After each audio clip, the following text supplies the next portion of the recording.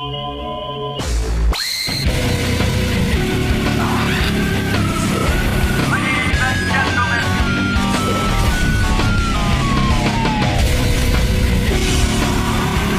got Bob Levy on the phone because, hey, Bob. Yo. Can you hear me?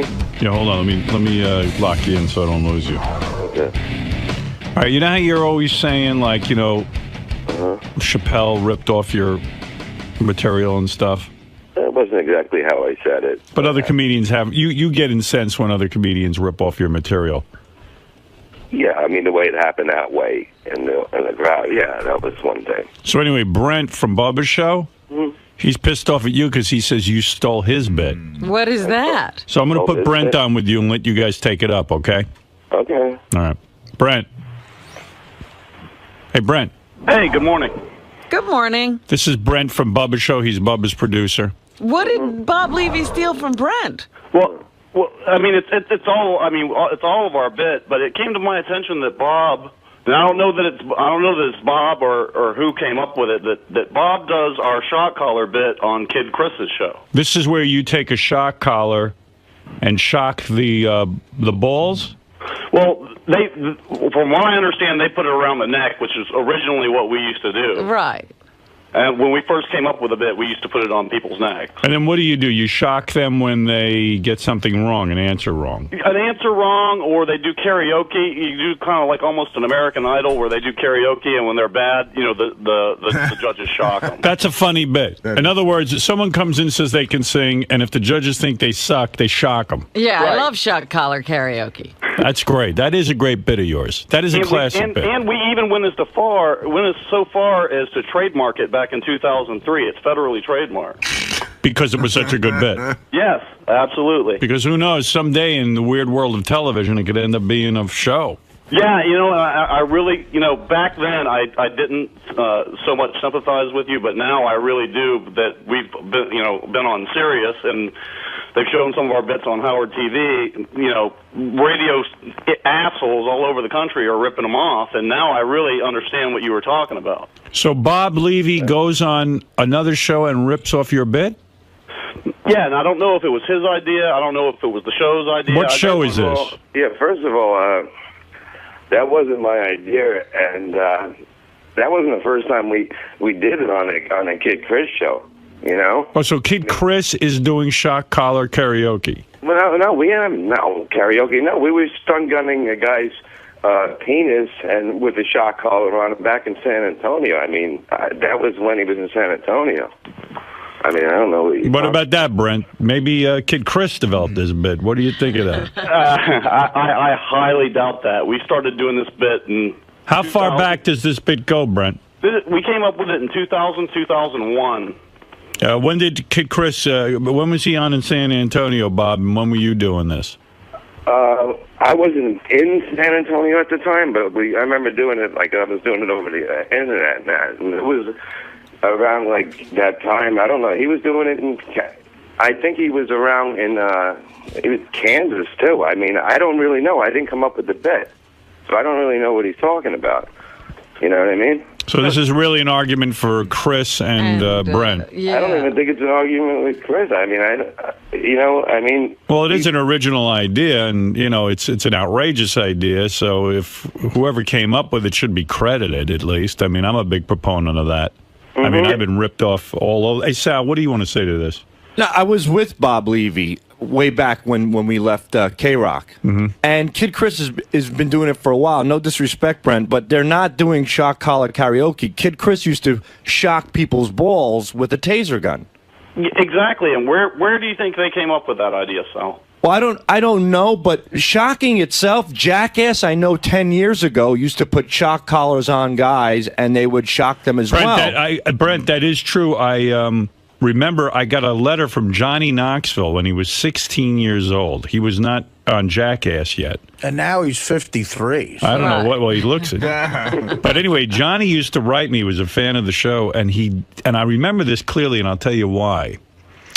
He wrote a letter and said he would like to come on my show. He was a high school kid, He said, I want to shock my balls. He wants to take a taser gun. What do you call that? A taser. He wanted gun. to taser himself. Wanted to taser himself. So I went to Tom. I said, this is kid writing me. He wants to taser himself. I think this would be funny. And Tom said to me, under no circumstances will I allow a guy to come in and taser his balls. So I said, okay. And I was like, and then next thing I know, about 2 or 3 years later, this guy's on Jackass tasering his balls, making a fortune. Working for the same company. Working for Viacom, which was the same company telling me I can't do something. You know what they didn't have that we did? Tom. Right. I mean, Tom, and I went, Tom, you motherfucker.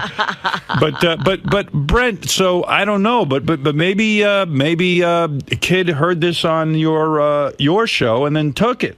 Yeah, because to be clear, though, I mean, when they're using a taser, they're not really using a taser. They're using a stun gun. There's a bit of a difference. But I think where the original idea from us came is hooking up a dog shock collar to people. Right. Yeah, I understand that. And in fact, I mean, I've had many bits that have been taken and altered a little bit to make it look like they're being original. Yeah. So I don't know. Yeah. I know Chris. Chris is a friend, and I don't know. And I like Chris too. I actually have a lot of respect for the guy, and I'm not mad about it. It's just it seemed odd to me when Levy was on getting so pissed off at Artie. Right. That's what kind of set my radar up. I wasn't pissed off at Artie. I mean, I don't know. It was in different arguments. No, you were pissed off at Chappelle, but Artie was you know. Well, he said something on the wrap-up show. It had nothing to do with the joke or anything. It was just something he said that pissed me off.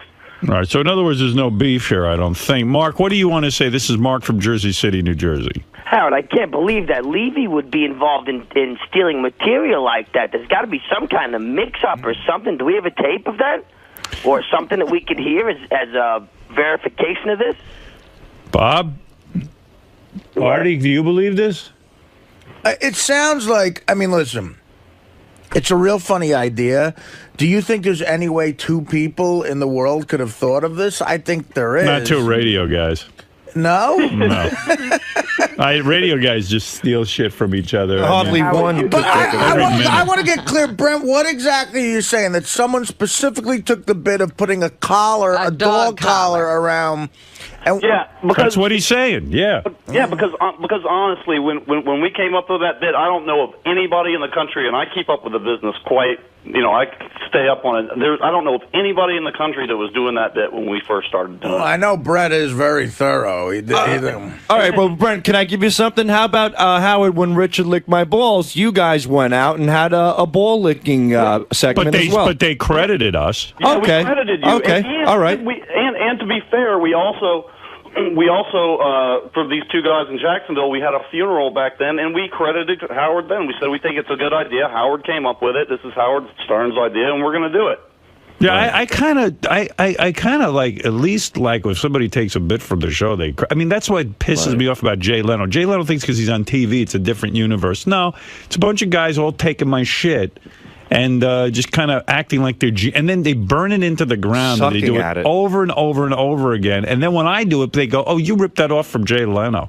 Oh, that would just incense me. Yeah, well, it makes me nuts. Yucko, you're on the air. Hey, Brent, you always start shit. Remember you said that stuff about me I said something about you on the message board and you were to get me in the bubba gun and all that stuff? Just need to calm down, dude. You sawed-off fucking clown. Fuck you, you bald fucking mongoloid-looking piece of shit. Okay, looking for fucking airtime. Anytime you want to settle this like a man, Yucko, I will fucking knock your down your throat. You can kick anybody's ass, you big fucking Neanderthal-looking fucker. Any day you want, you pussy fucking child molesting clown. I don't want to fight anybody. You gonna fight him, Yucko? You gonna fight Brent? Fuck no, he'll fucking kill me. I just want him to shut the fuck up. Yucko, it's so great when Yucko gets, because Yucko's got a big mouth. Right, but he can't fight. He knows he can't that. fight, and boy, and you can get him to apologize when you're in a room with him. Oh yeah, we did that to him with the black guys. Sal got 2 black guys. Apologize to me. What? Just like you bitched out when those 2 black guys, when Sal brought those 2 black guys backstage, you bitched out then. Yeah, you would too if you saw the guys those. They made Yucko say, "I'm a white piece of shit," and he said it, and then he said, "Louder, motherfucker!" He goes, "I'm a white piece of shit." Can I tell you? Did we put that on Howard TV? Yeah, we got to put it back up. It's so funny. That should be one of those things that just is always a up there. perennial, an evergreen. Sal gets these two black guys who he knows, and they get these two black guys to show up, and they go, "Hey, Yucko, you used the N-word, didn't you, in your act?" He goes, "Yes, I did." And the black guys go, "Well, we're gonna kick your ass." And Yucko's like, "Uh-oh."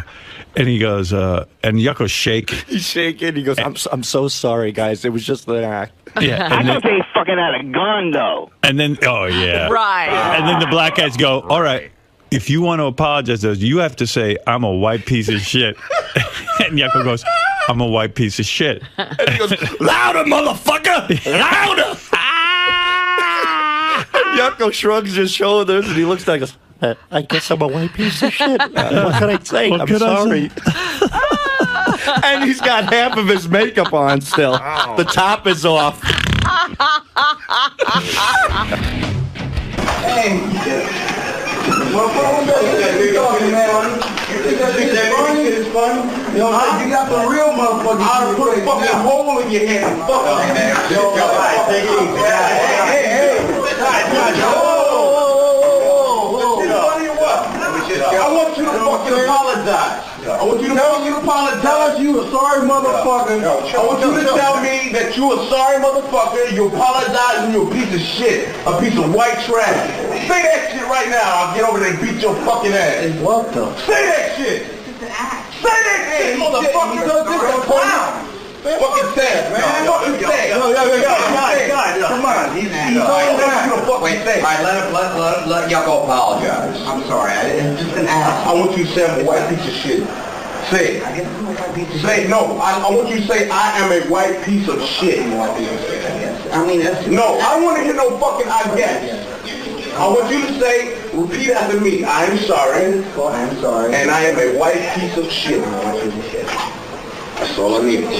Punk ass bitch. No, fuck you. No, listen, it's fine. I knew it. Guys, come on, man. Fuck him up. Guys, come on, man. Fuck him up. No, listen. But let him. By the way, piece of shit. Been pranked.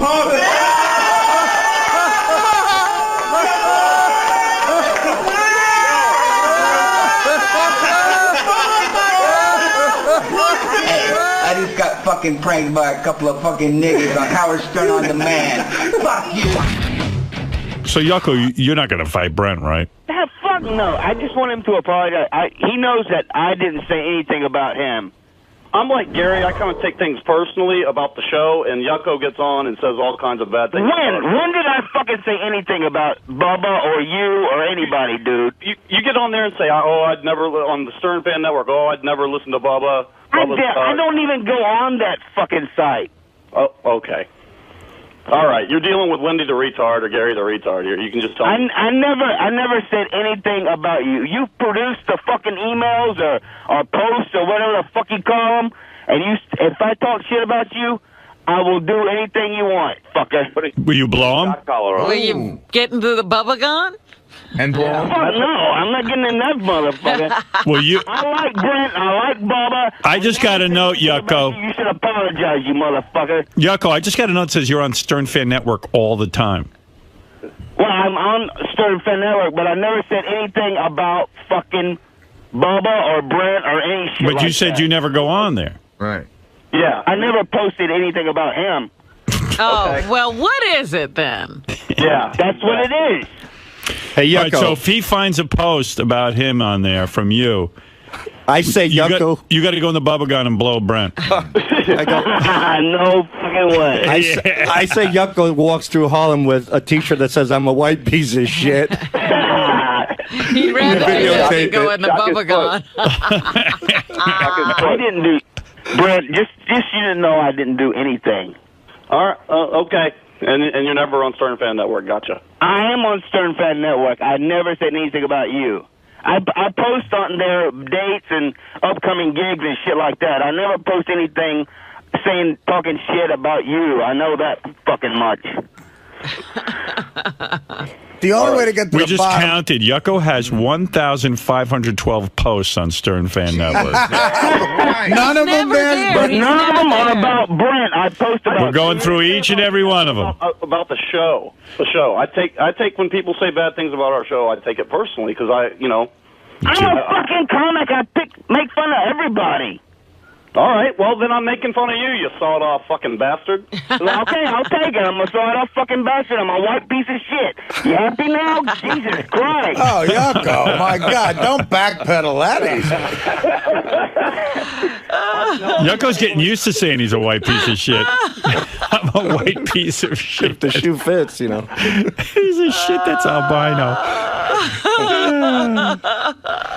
All right. Yucko just backed down in my argument. Yeah, I know. Yucko took over your whole argument. The only way to get to the bottom of the other thing is you got to talk to Chris. What year were you doing it in San Antonio, Bob?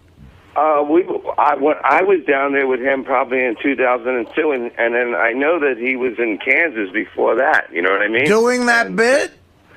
I believe he was doing it in Kansas. You know what I mean? I don't know.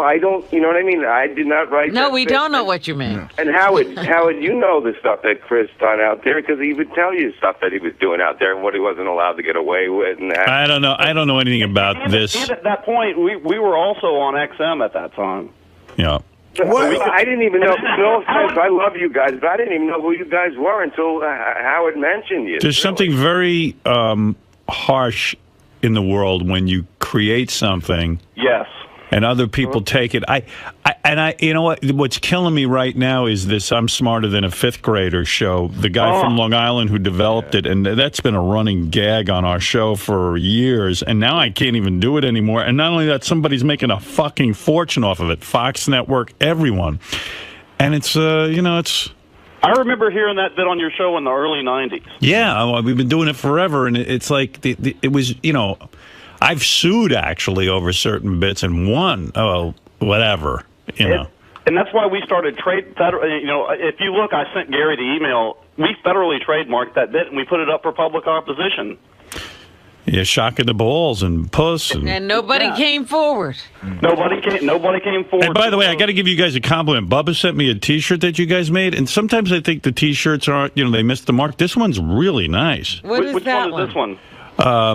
It's like a Bubba sent it to me. It's a gray sweatshirt, it looks like a gym sweatshirt. It's got the serious dog in the middle, and it says Bubba. I'm going to wear it. It's the university shirt. Yeah, University of Bubba. Yes. I like that shirt. Who made that one? Thanks. Yeah. Well, actually, that's a common theme among college shirts, and Bubba kind of saw one day. He goes, "Man, we need to do a Bubba shirt like that." So Bubba, I got a shirt like that. I'm kidding. So Bubba stole that from a college, Brent? Hey, Howard. He was inspired. Shirt. Yeah. It's really weird. Benji just forwarded me a note. This is sort of interesting. Benji pitched an idea January 22nd of 1998 where we should have people come in who try to lose weight. If they lose weight, they get some sort of sexual reward. And if they gain weight, they get a non-lethal electrical shock. Yeah. So Benji pitched the shock idea in 98. I know. We weren't allowed to use it. Every time I'd go to Tom and say we want a shock. Right. There was no shock. See, actually, Brent, we invented that, but we didn't get a chance to put it on the air. All I'm saying is that proves that two people could have had the same idea. Fucking Hitler invented the shock. I mean, well, I actually have invented everything in radio. It's just I can't prove everything. All right. What I'm talking about, though, is specifically using a dog collar. All right, Bob. Oh, all right. Stop stealing Brent's material, please. Yeah, and Bubba's incensed. That's why I'm on the phone this morning. Really? He's just out of his mind. He's out of his mind. Yeah, Bubba, so I said, calm down. Just let's get to the bottom of it. Hey, let me tell you something. Bubba's incensed. Let's get him on the phone. Bubba should wrestle Bob because Bob was a professional wrestler. You know what? That would actually be good. Bob, you could kick Bubba's ass, right? Sure, if I stun gun him first. No, but seriously, how the fuck? I mean, you're out of shape. I mean, how the fuck were you? Why am I out of shape? I'm not out of shape. You're not? No. You can still wrestle? For somebody my age, I mean, if I trained a little bit, I can get back and do it. No kidding, Bob. I am shocked that you were like a tough guy. Did you have a physique, Bob? I wasn't huge, but I mean, I was in decent shape. You know what I mean? Why are you out of shape? Every weekend for 4 hours every Saturday, you throw up blood. Yeah, but that's my gimmick. I spit in his eyes. That's how I close them. Yeah, I never saw someone. There's times where Levy might die in front of you. He's coughing. He's a wrestler that does coke every weekend. Oh. So that's what it is. I can go 20 minutes in the ring. Even Kid Chris used to wrestle too. So this is pretty funny. We should have a big thing with Giant Sheik, Chris, me, and against Bubber. Bubber. All right. Hey, Brent. Yes, sir. I don't know if we got to the bottom of anything, but you are gay. You know what? And before I just wasn't that upset about it until I heard that argument with Artie, and I was like, okay, this is kind of odd. Right. That wasn't an argument with Artie. I mean, me and Artie are friends, man. No, I understand. Friends. Now you're friends. He forgets the argument. You had a huge argument, Bob. You weren't going to even. Stern show, you argue on the air. You don't argue off the air. I mean, that's how the show is. I mean, we're friends. Yeah, we invented that. We invented arguing. Exactly. I don't want to hear you. We invented arguing on the air. I pitched arguing. I remember January of '98. I pitched. If two guys have a disagreement, they should yell at each other on the air and give their opinions out at the top of their lungs and yell over each other. We never called it an argument. Quite frankly, we did invent that on the radio. I'm telling you, nobody used to argue on the air. All right, hey Brent and Bob, thank you very much, and I don't know, that's it.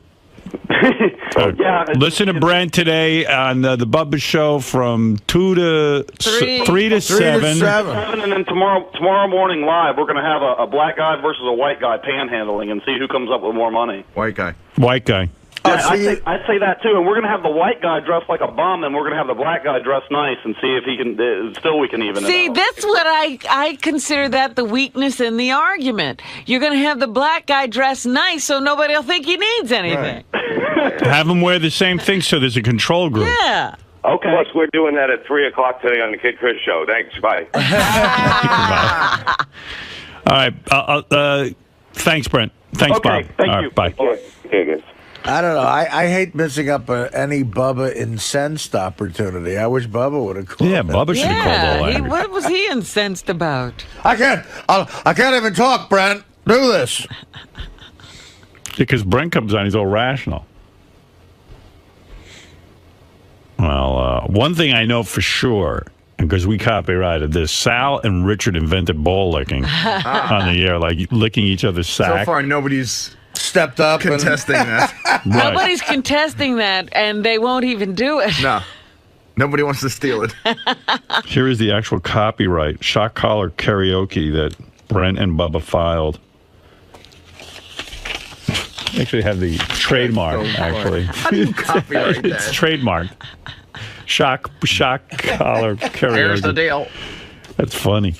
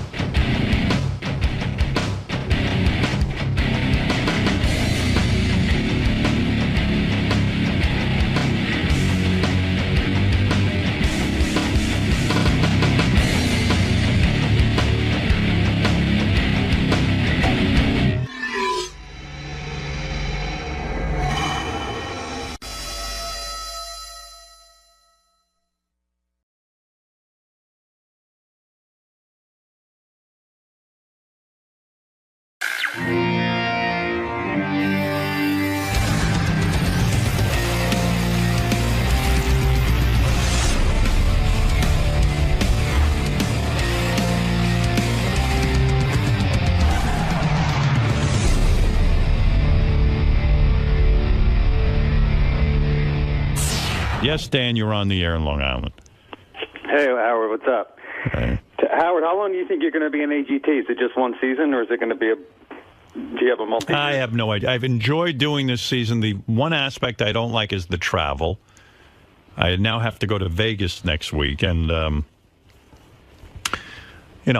that's fine. But I don't. Listen, it's fine, but it's a big schedule, and also then they moved the show to New York for me, and where are they sticking in fucking Newark? I mean, if I had known that up front, I don't think I would have done the deal. They might as well live it in California.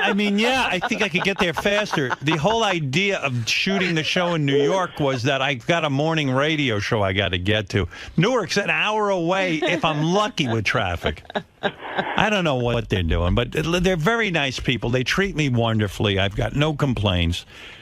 But as far as another season, I don't know. I mean, we'll see. Well, if America likes it, then we'll decide. Yeah, it hasn't happened yet. It hasn't even happened. So. Well, I usually don't watch those, Howard, but I'm looking forward to it. And thanks for me anyway. 15 years of great radio. All right, Dan. Thank you. Thank you. You bet. Bye. All right. What was about the other 15?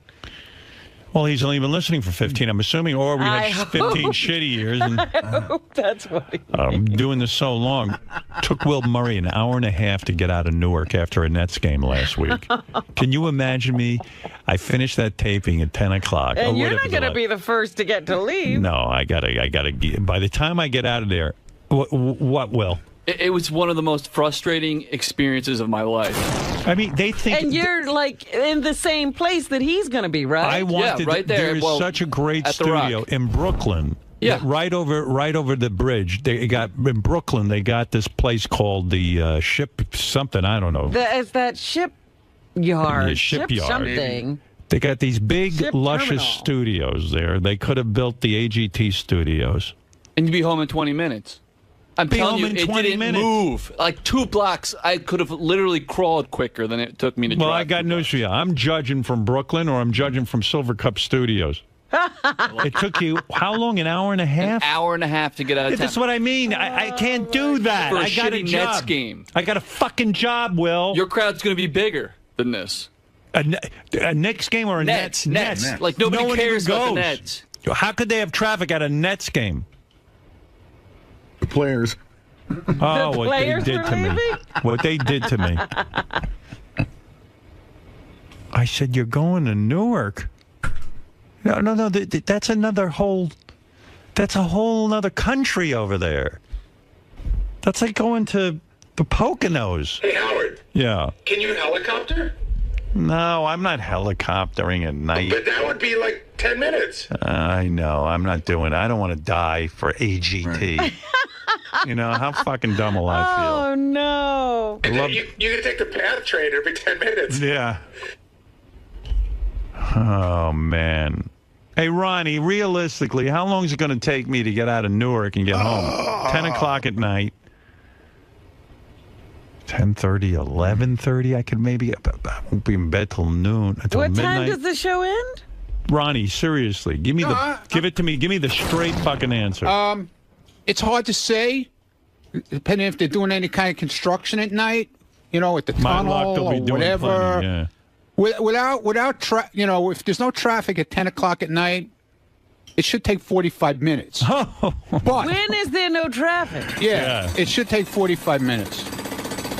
But it'll be an hour. Going there at least. That's sort of the. That's That'll be, be a big problem. Yeah. Yeah, and then you know I'll have to leave 2 hours early because you'll say, well, what if there's traffic? Yeah, well, you know, they'll probably want you if it's an 8 o'clock. You tape if it's live at 8 o'clock. They're probably going to want you there at 6, right, for Of makeup course. and hair and all that. Well, that's right So in the you're middle be of leaving rush right in the middle of rush hour. hour. Yeah. I want to hang myself. I mean, I was talking to Will. He was just talking about it. He Yeah. said it took him forever to get to Prudential, Yeah, I which know. is right near this other thing. I have to leave now for July. I mean, you know where you run? I'm sorry. You know where you run into trouble, and I don't know why. This is either George Washington or the Lincoln Tunnel. Sometimes at 10 o'clock at night for no good reason. Right, traffic. Oh, because no. of, All of construction. all of the easy pass lanes are not open. Not only that, they close a tube also. Yeah, they'll just close a tube. Like I've been at the George Washington Bridge at 11 o'clock on a Thursday night, and for some reason there's not enough lanes open. Oh. Just they don't. I don't know whether they want to hire more All people. I know is I had discussions with these guys. They were talking about Silver Cup, which is 10 minutes away. Right. or the place in Brooklyn, which was about 15 minutes away. 20, right? And How what long to get to happened? that Brooklyn joint? It depends, 15, 20 minutes. Right. And to get back at night, it would be a breeze. Right. At that hour of the night. That's what they were talking about. Then, what happened? Who the hell knows, Robin? You're a newswoman. Please find out. Well, those are two perfectly viable places. Where One they of them booked. They said they couldn't get the place in Brooklyn. It was way more money. Something with sound, what was booked? something It's so soundproofing or something? It's so crazy because, first of all, the mayor of New York City, Mayor Bloomberg, loves to bring business into New York. He would have talked to them. Yeah, they didn't try They didn't. everything they could. I think they were in a rush. Oh. You already tried to book the mayor on the show? No, it's too late. Yeah, We're they've going to already Newark. set up. And I got nothing against Newark because it's just damn far away. It's too far. Oh. What am I going to do? I don't know, man. You're going to sit in traffic. That's what you're Yeah, going to well, what am I going to do? Yeah, I got a radio show to do. And it's two nights There's a week? no reason. There's no reason to stay there. It's stupid. Yeah, but that you got to ain't be gonna there do in the me any good. morning. Right. You know, Is it you gotta 2 be nights there. a week? Well, Like you have a live show and a results show? there's a Tuesday night show and a Wednesday night Tuesday show. So night's Wednesday 2 night's hours. no problem. It's the Tuesday It's night. the Tuesday night It's from 8 to you're 10. concerned about. 8 to 10 o'clock. If I'm lucky, I'll get home by midnight. 8 to 10? Yeah. Yeah, 8 to 10.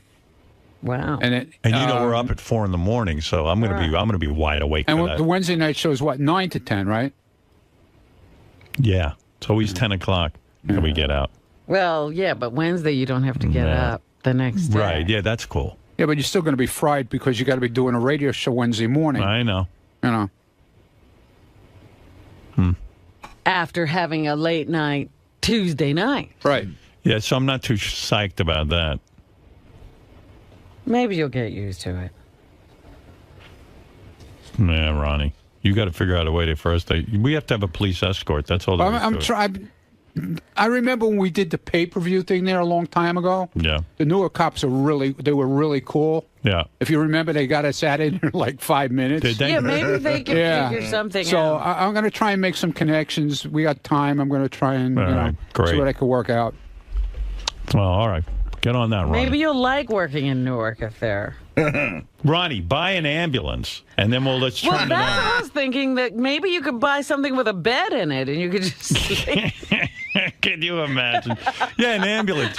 Ronnie could carry me out with another guy on a stretcher. Yeah, because it's going to be 2 hours getting back from Newark. Oh, my God. Yeah, just leave me in the stretcher. And then, when I get home at midnight, you're going to be Yeah, I'm going to be right in asleep. bed. Yeah, sure. Sal and Richard went on the street asking people about Dick Clark, and then, they were trying to make a joke about, like, do you miss Dick? Do you love Dick? And all that kind of stuff. Right. Yeah, I know. Well, that's why they get paid the big money. And they went out on the street and asked people, and this one angry lady was, like, so angry about me when they brought up my name, and I went, gee, I haven't done any Mel Gibson type stuff. What's But, she angry about you for? she just doesn't like me, my reputation, thinks I'm gross. The usual stuff. What did you love most about Dick? Dick Clark. I loved his friendly disposition. He seemed like someone that was approachable. So are you a huge Dick fan? Or? Not real. I wouldn't say I'm a fan. I don't follow him. Now, being that you're not a huge Dick fan, would you say then you're a small Dick fan? You're funny. No, okay. Yeah. How about we say his name, Dick Clark fan? That sounds more appropriate. Yeah, she's not a 2-year-old. She got it right away, right. you guys. Are you a small Dick fan or a big huge Dick fan? Or a huge cock fan? How did you feel about Dick's stroke? I personally feel that the way the questions are being asked, how did we feel about the incident that happened to Mr. Clark? Do you think Howard Stern would be a great replacement for Dick on New Year's Rockin' Eve? Pardon my French, but hell no. That man's insane. The man's just psycho. Have you heard him? Like, half the things that come out of his mouth are 100% bullshit. Second along, perverse, and just... Bullshit? What does she mean by She doesn't listen. Disgusting, and America's already corrupt. Do we really need to hear someone that's even more corrupt listening to them babble on public radio? Hell, if someone wants to hear someone babble on, put me on public radio. I'll babble on for hours without putting all the corruption in America like that man does. I will honestly say I'm probably a much better entertainer than Howard Stern. Wow. Well, then go prove it. Why isn't she on the radio? Yeah. Go get millions of fans. He's grotesque. He's vile. He's just inconsiderate. He All I know is I'm listening to this rant. I'm ready to turn it off. doesn't have any emotion in him either. Everything that he just says words. He doesn't really have a meaning behind it. And I'm like, you're not really an educated person. You just got a mouth and you use it. But if you don't like his words, do you at least like his looks? No. His hair looks greasy. Greasy?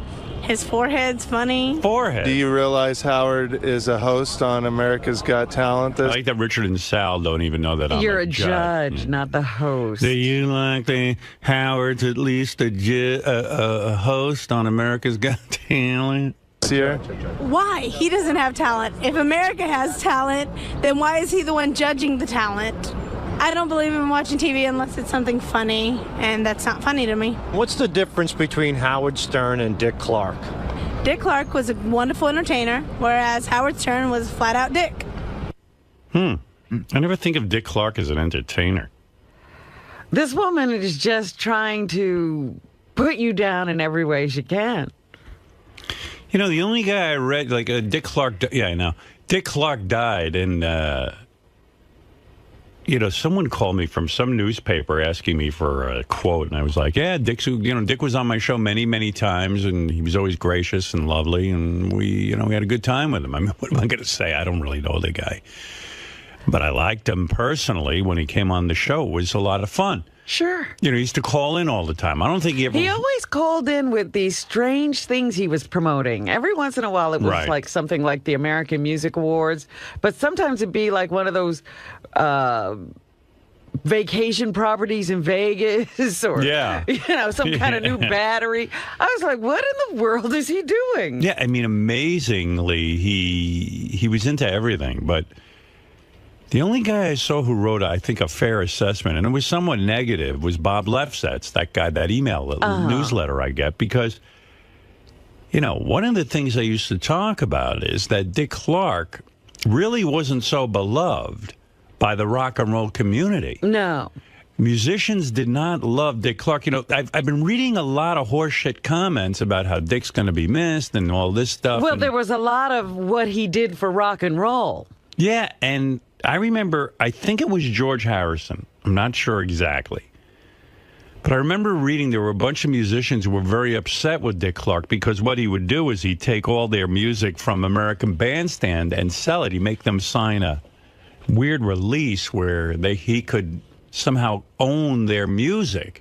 Well, whatever that performance was, he owned it. Yeah. Yeah, he owned that performance, and then when George Harrison said to him, "Don't you think the artist should get some piece of that?" And Dick was kind of like, "I don't think so, pal." So the rap among some musicians, not all musicians, but the rap among some musicians was that Dick Clark made his empire off of their hide, which wouldn't be the first time that a business executive figured out how to take creative people and fuck them over.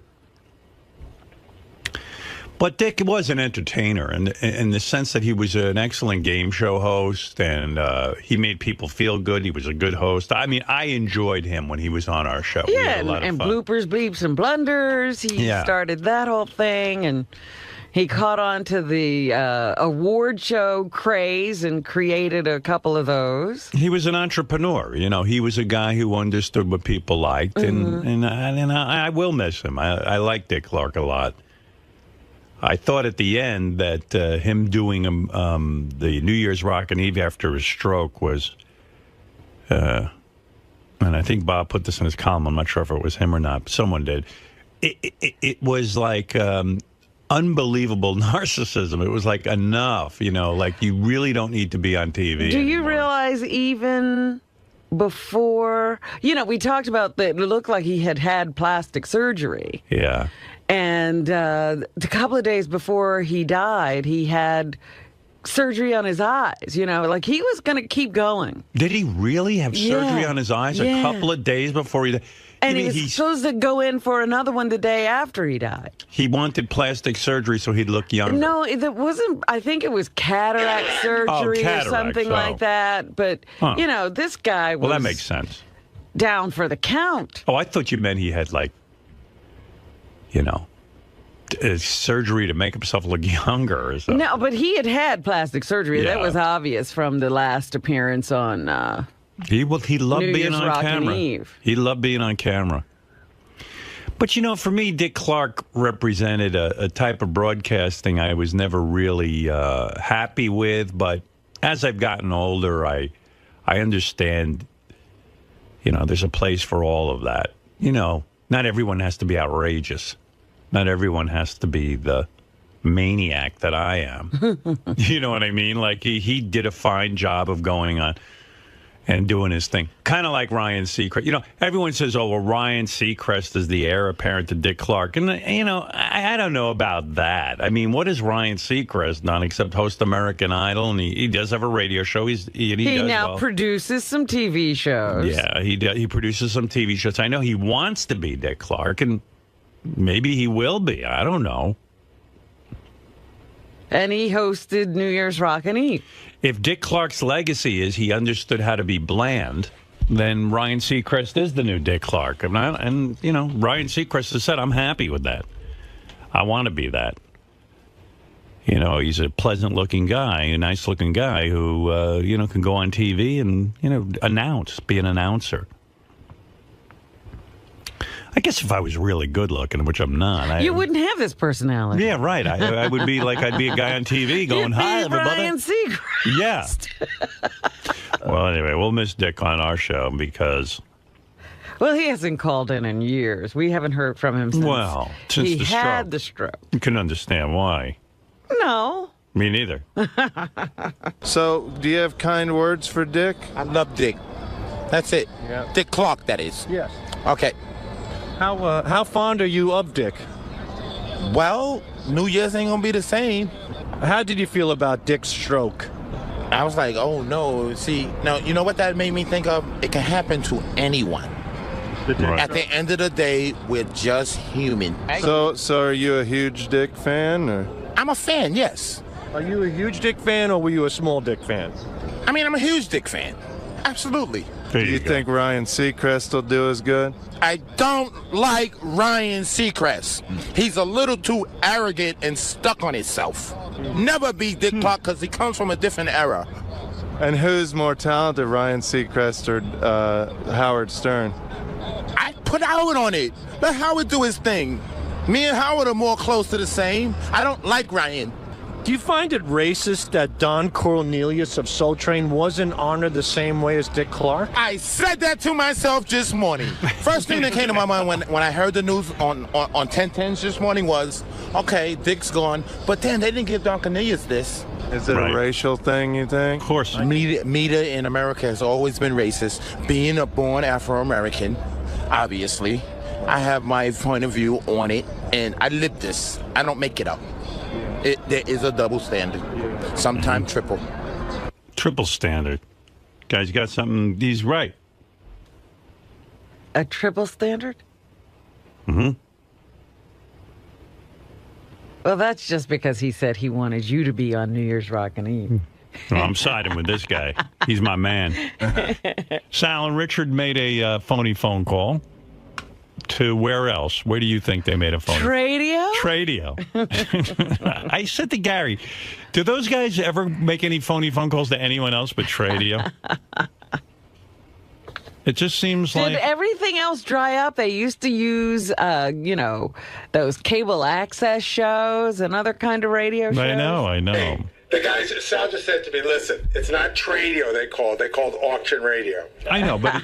It's the same kind of deal. What happened to you guys? You don't make any other...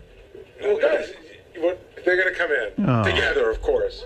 Oh, I didn't want them to come in. Richard, what goes on? We turned in a Jack and Rod last week, and you didn't like it. Yeah, it wasn't good. With Richard Simmons. Yeah. It just seems like this is what we're best at, the Tradio stuff. All right. We've been turning in a lot of non-Tradio, but it just seems like you like these ones a lot better. Hey, I was listening to the phone call your dad made to you.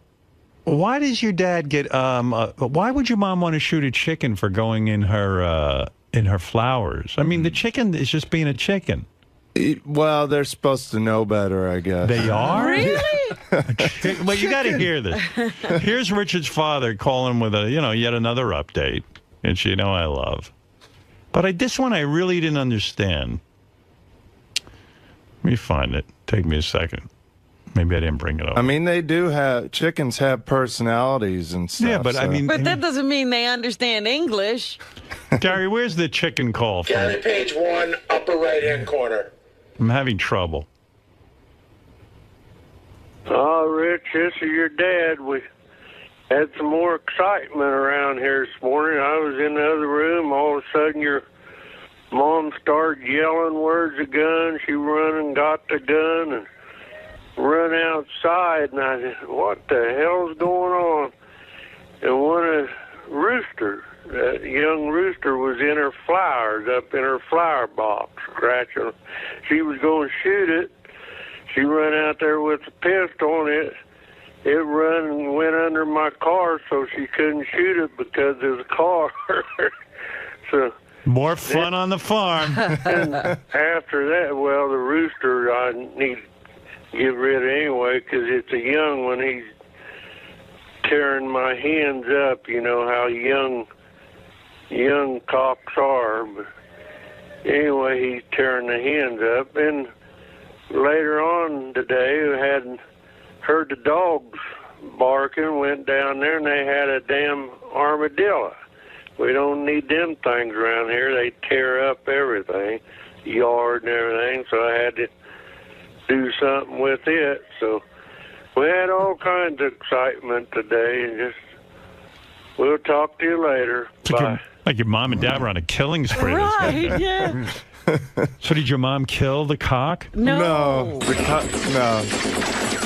But your dad They're going to get rid of it, though, because it's tearing up the chicken. They'll probably trade it to somebody for like a hen or a couple hens. Well, don't they need roosters to make more? Yeah, they have older roosters that behave, I guess. Yeah, see, the young ones, they're rough on the chicken, it sounds like. So weird, like, mom's running around with a pistol. She's grabbing guns to shoot chickens. Oh, there's guns everywhere. It's like the Beverly Hillbillies. How many guns do you think they got over there? Oh, my dad's got a big gun cabinet full. Good Lord. Yeah. It's a whole different way of life, man. Gun rack in the truck and everything. Right. Yeah, he's probably... So there's guns everywhere. He's probably one of those guys, if he hears a guy's running for president and wants to take away guns, you follow fucking go berserk, right? Well, that's how they get a lot of their food is from kidding. guns, I mean, I grew up shooting a shotgun. I was like the skeet shooting champion in 4-H when I was a kid. Look at you. Yeah. Look at you. Good at something. Yeah. Now you're calling Tradio. Oh, I did that back then, too. Yeah. We had a local Tradio in Kansas when I was growing up. We used to prank, Some things don't change. Right. You've come full circle. Yeah. Yeah. Yeah, Richard. And what was the armadillo? What do? They tear stuff. So what'd your dad do to him? They dig around and stuff. He probably just shot it and took it somewhere. Yeah, he didn't tell us how he took care of it. Yeah. Can your dad eat those? No, they. I think they carry leprosy. Oh, wow. Yeah, you're not even supposed to be around them. Whoa. Yeah. Hey, Richard, this is your dad. Just got leprosy. From the armadillo. Ate some leprosy. Yeah, just ate the armadillo. Knew I shouldn't. It's all right. Talk to you later, bub. But that's a new thing, I guess, because of global warming. We used to never have armadillos, and now they're coming up north, and you see them a lot further north. Than Hey, Richard, this is your dad. The finger just fell off. Oh, look at this. I'm looking up armadillo leprosy. Wow. armadillos linked to leprosy in humans. Hey, Richard. I'm mailing you my nose. Just fell off. Made some jerky out of it. See how you like it. I think you'll like it for my leprosy. It's a whole different thing.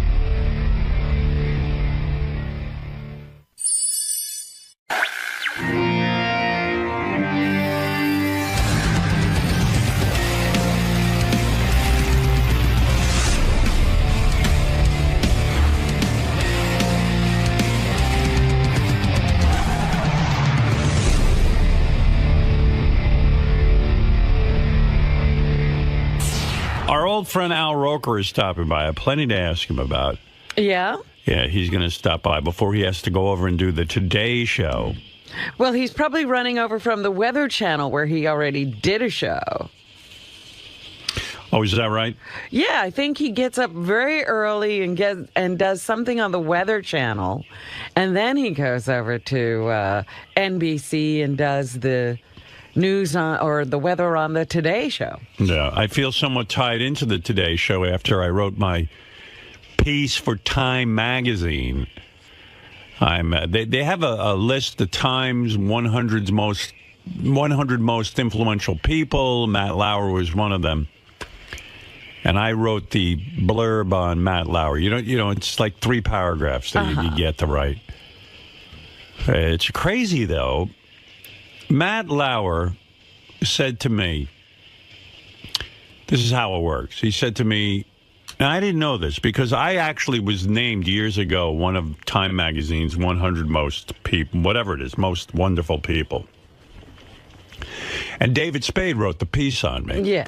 But I didn't have a choice as to who would write the piece. No. Of course, I just assumed they picked the person. So anyway, Matt said to me, I asked 3 people to write your piece for Time Magazine. Write the piece for Time Magazine. Would you be one of them? And then they contact you if they choose you. So Matt gave them 3 names. Oh, you didn't give any names when you did it, right? No, that's what I'm saying. It's different. Although maybe Matt gets that kind of treatment because he's Matt Lauer and they didn't trust you. Yeah, like I'm a scumbag or something. I don't know. But I don't cooperate with that stuff anyway. When people call me, I don't cooperate. Unless I'm promoting something. Maybe they did call and you ignored them. Well, whatever. Anyway, so Matt came to me and he said, would you be one of the 3 people? Do you know who the other 2 were? I do. Well, he told me one, and then one he said he couldn't remember, which is ridiculous. I think he didn't want to offend me. Oh. So anyway, I never heard from Time Magazine, and I never heard from Matt, so I just assumed they chose someone else, and I was thrilled. But you wrote it. But no, I didn't write anything because no one contacted me, Robin. This is what I'm telling you. I was sitting around. No one contacted me from Time Magazine. And I got an email from Matt Lauer saying, hey, you know, the people from Time have been trying to get in touch with you. And you've never returned. They want you to write the piece. I was thrilled not to write the piece. Anytime I don't have to write anything, I'm happy. Writing to me seems like an assignment in school. Right. You know, talking on the radio, no problem. Come in here and talk. But as soon as someone says you got to write something, I'm like, oh, my God, that lives on forever. You know, I don't want to deal with it. I'm a better talker than I am a writer, I assume.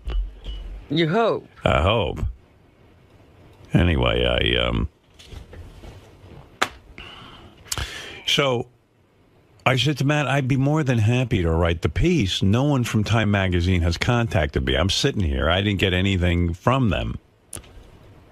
He said, well, maybe they contacted your agent. Our agent was away. He was in France. Oh. He was on vacation. So I don't know what happened. So Time Magazine got in touch with me. And I spoke to the woman over there, and she said, we want you to write the piece on Matt Lauer. I said, no one got in touch with me. I said, I said, okay, I'll write it. I said, I got to do America's Got Talent today, all day. And then on Thursday, I'll write it, and I'll get it to you over the weekend. They go, oh, no. This is Time Magazine. This is Time Magazine. We need it tomorrow. I said, tomorrow? I go, I'm not available tomorrow. They go, well, we're Time Magazine. We have a deadline. I go, but I'm not available tomorrow. They go, well, that's not our problem. You know, it's your problem. My goodness. How did it become your problem? It was my problem because what am I going to do? Say no at this point? But it's their magazine. I know. Can you imagine? Now it's my problem. So she said, make it easy on you. I'll interview you right now. And then I'll write it up and send it to you, and you can tweak it. I said, okay. So she started interviewing me. About 3 seconds into the interview, she goes, okay, I got enough. So I said, well, what kind of thing is that? Well, they sent me back something that really, I think Matt Lauer would have been insulted. Oh, geez. Well, because really, no one else can write that for you. It's like you're writing a book. You got to do it yourself. Like when I wrote my book, I had the great Larry Ratso Sloman help me. But at the end of the day, I had to sit there and write stuff because, as Larry would say, Howard, you got to work on this because you got to put it in your own words. Mm-hmm. So, anyway, so then I began fastidiously working on this thing because, after all, you don't want to disappoint somebody when they ask to, And not only that, you've got your name on it. I've got my name on it, so quickly got that together. And so now in Time Magazine, there's a little blurb from me on Matt Lauer. And the things And are you pleased with it? Yeah, I think I made some good points. I made the point that here's a guy lost his hair, and you figured he'd lose all his ratings once he lost his hair because women love him. And he only got bigger for losing his hair. I said his hair was holding him back. I said he's like the anti-Samson. He is, right? And I said no matter which fucking nudnik they put him with, I used the word nudnik. For Katie Couric or... Right, I said any of these nudniks. Meredith Vieira. Yeah, he does well. And then I complimented his wife, Annette. I said we would like, my wife and I would like, if we were going to have a threesome with a woman, it would be her. This is what you said? Yeah, you haven't read it? No. Oh, it's a lovely piece.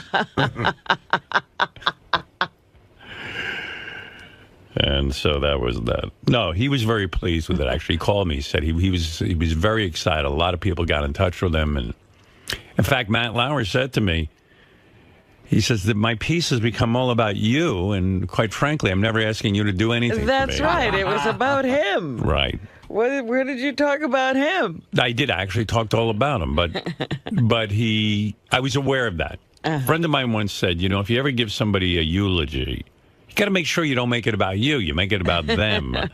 And so I was careful to make it about him. But he was saying that because I had written it, it was slowly becoming about the fact that I had written it.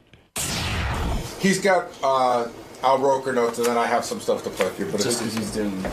So he's producing this new show called Big Easy Justice. Yeah. With J-Lo's production company. Oh, the other thing you may want to bring out is how GMA just beat Today's Show in the ratings for the first time in 16 years because Matt Lauer's on vacation. Big Easy Justice. Right. So they basically is this bounty hunter in New Orleans. They follow him. J-Lo's production company found this guy. Thought he'd be a great television show. They wanted Spike TV wanted them to team up with, a production company that had experience in this field, which was Al Roker. So this is a funny story. He sat on a flight between Alex Van Halen and his wife, and they asked him to move because he was sitting between them. But he refused to move because there was a dog in the seat they wanted to put him in, under the seat, and he was allergic to dogs, so he refused to move. I remember this story. We never talked to him about it? No. No, this happened. Great. That's a great story. story. This happened in January. Al Roker is here. He's promoting yet another new show that he's putting on TV. Now, do these shows last, or does he just That's keep a good question, throwing Al. them at the wall? Hey, Al. Good question. Good morning. Robin wants to know, all the TV shows you have, do they last, or are you just throwing them at the wall? That's her They question. do both. I mean, DEA ran for three seasons. That's good. We're in the second season of. In fact, we just had our second season premiere of Coast Guard Alaska on the Weather Channel, and in fact, we're now starting a spin-off, Coast Guard Florida.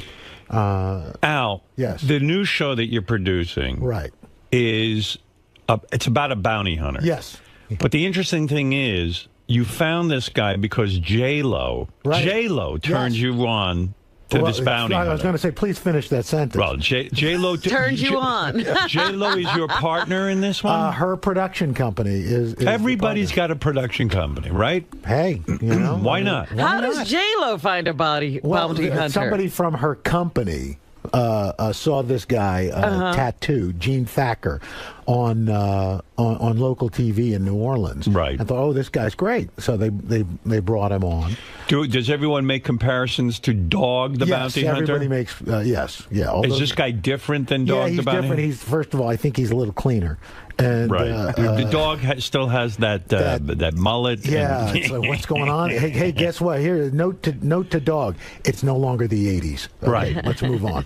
So do you feel competitive with Dog the Bounty Hunter? No. Is there room for two bounty hunters? There's room for, look, I mean, there's room for Lord knows how many, pawn shows and how many storage shows. How many tattoo shows are there? That's right. Now there's 17. I mean, come on. So you're saying you found the bounty hunter from J-Lo. J-Lo's production company called you. They didn't call me. They brought this guy to Spike and Spike TV, which is where this airs tonight at midnight. And Spike midnight. Yeah. Whoa! Stop the clock. Well, it's kind of a late night show.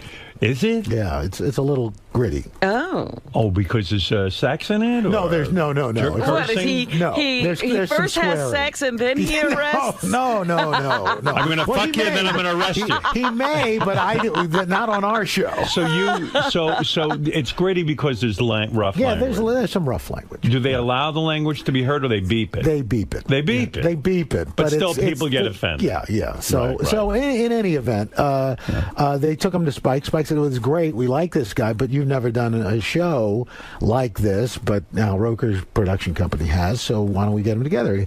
A guy, Russell Muth, he was here last time I was here when we were talking. See. Because you've had experience doing gritty kinds of documentary type shows. Yes. Reality shows. Yeah. Well, I like documentary. I like the first one. They said to J-Lo, listen, J-Lo, what the hell do you know about... I don't know that J-Lo was actually in the room. I don't think she's got a great producing partner, Simon, who is British, by the way, and it sounds very classy. Right. So it's just So J-Lo probably has nothing to do with it. No. J-Lo never met the bounty hunter. Right. No, I don't think J-Lo got to meet the bounty hunter. So J-Lo hired a guy to make a production company. But she knows about it. See, that's the new vanity thing. Yeah. I almost I had a production company. We had 9 projects going at once. Right. I had cartoons. I had all kinds of movies, deals. Movies. Yeah. Everything I ever pitched got sold. How do you like that? Bam. I never had a bad pitch. The problem? I was very selective. The problem was it was taking up every minute of my life. And I turned to my agent one day, and I was in therapy, and I said, my therapist said... Is your therapist your agent? No, I'm sorry. I'm talking too fast because I don't want to make it about me. They're all in there together. But I was in therapy, and I said, I'm miserable. I'm sitting in writing meetings. I'm writing things. I'm doing this and that. Now, my production company was so successful at this point that I was about to hire a big-time production company guy to run this thing. Right. And my therapist said, when are you going to be able to say no to something? I said, you know, you're right. If I said no to this stuff, I'd be done. I'd be free. Boom. I'd have free time. Yeah. I'm not enjoying it. Well, if you're not enjoying it, then there's no point in doing it. I said to my agent, I'm done. That's it. No more production company. Done. Howard Stern Productions are closed. We'll finish the 9 projects we have. Whatever happens with them, happens with them. And I'm out. And you're happy. I'm happier now. J-Lo, you see, J-Lo did what I should have done. Not show up and not do anything. You sit there. I'm not saying she doesn't. She shows up. She did. Did you have a meeting with her? No, I didn't have a meeting with her. Did she come to the premiere of this thing? No. No. What? You're doing it all. J-Lo's a little bigger than me. But J-Lo gets a check if this thing flies. Exactly. Wow. See, that's the kind of business you J-Lo. want. What is the deal? In other words, because you're doing all the work. I'm not doing all the work. I mean, just because she found this guy, she gets 50% and you get 50%. Yeah. Wow. But she's J-Lo, for gosh sake. Right. Does it annoy you that you're doing all the work and she's getting 50%? Because your deal gets sort of watered down. No. You know what? You're excited by this. Yeah, it's great. Have you had any J-Lo. conflict with J-Lo's production? No. Why isn't J-Lo doing the promotion? Yeah, why are you promoting? Why is J-Lo not sitting J-Lo's there? busy. She's J-Lo. She's really not busy. What is she busy with? American Idol? I don't know. Being a non-judge? I don't know. I can. When you are coming to save our network. Yeah. No, listen. You are. America's Got Talent's already very... I know, but it's going to be bigger. I don't know that. I think there's a lot of people hate my guts. No, they don't. They don't hate your guts. Oh, no, yes, they do. Okay, Trust okay, me. You know they do. I know they do. Everyone loves you, but a lot of people hate me. My fans love me, but I want us to ride the back of Howard Stern. We want to exploit you as much as possible. I'm excited about it. Are you going to come? Are you going to do stuff with the Today Show? I am. I'm doing a lot. I'm doing an interview with Matt. Fantastic. It's already booked. I'm coming in May something, the first or second week in May. Right. Are you not doing Hoda and Kathy Lee at any point? Kathy Lee? I don't know. She didn't invite me on the show. I would do Hoda and Kathy Lee. I would pay good money to see that. Well, I'm doing The View, and I'm doing... Are you going to do Wake Up with Al on the Weather Channel? If we bring a camera? See, I told you he had a Weather Channel show. Yeah, Al, that isn't fake. No one's heard of that. We've got 3 million viewers. But I'll be with you. I think we'll be doing something with you. I know we're doing something with you. Good. It's very Actually, we are doing something with you. See? Yeah. Look at that. My agent told me that. No, I'm being serious. During a therapy session. You're right. He's a very good therapist. He actually is like a therapist. Agent/therapist. But let's get back to you. Okay. All right, let's get back to me. Enough about me. Let's talk about you. So, the Bounty Hunter show is the latest show you're producing. Yes. Now, when you say you're producing it, I mean, you've been actively involved in overseeing this thing, the edits, everything. Yeah. And you say this is a jam-packed, fun, thrilling show. Yeah, I think. What kind of crimes are we? Everything from murders to drug dealing to and he has to retrieve these people. And he's got to get these people. Bail bondsman put up the money. Is he a physically intimidating man? He's compact and he's got an intent. Could your guy beat up Dog the Bounty Hunter? Do you think he could beat him? You do. Oh yeah. You think he's tougher than Dog? Yeah. This guy's he's ex-military. He's a former policeman, and what's interesting, he's you meet him in person. He's this very soft-spoken guy. When I first met him, I thought, this is not a show. This guy's he's not a loudmouth. And then you go out with him, and you thought, oh my God. So there's a lot of physical action. Yeah, more than talk. Yeah, and he's got a crew with him. So it's there's a large African American fellow named Arsenio. There's a wiry little squirrely guy named Wally. Right. I mean, there's a whole like the bunch A-Team. Yeah, it is. There's no, although nobody looks like George Papard. When Matt Lauer gets a $30 million a year contract, do you sit down with your agent and say, look, and be serious. Go ahead. No, I'm being serious. Do you look down and you look at this and say, I've been with the Today Show just as long. I've been part of the #1 show for a long time. I'm not saying I deserve $30 million, but certainly shouldn't I be somewhere in that league? Here's the deal. I feel I've got a couple more years on my contract, right? And I'm sure when the time is there, I'm sure I have no doubt NBC will be fair. Do you think they are going to make changes on the Today Show now that Matt has a $30 million? I don't. There's been rumblings. I don't think you'll see any wholesale changes. I think, look, like any show, we evolve, but I don't know. I think we're doing fine. What rumblings have you heard? Out of all the, I heard rumblings that that they weren't happy with the woman. I don't know her name. The woman who Ann Curry, who took over from Meredith Vieira. No, everything's fine. Everything's fine.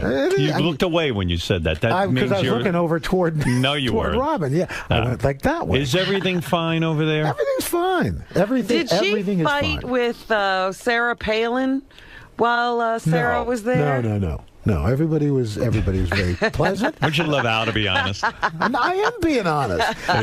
Look, Sarah. Look, whatever you think about Sarah Palin, she came on. She was fun. She was nice. Are you afraid to ask for that kind of money that Matt gets? Because are you afraid they would get rid of you?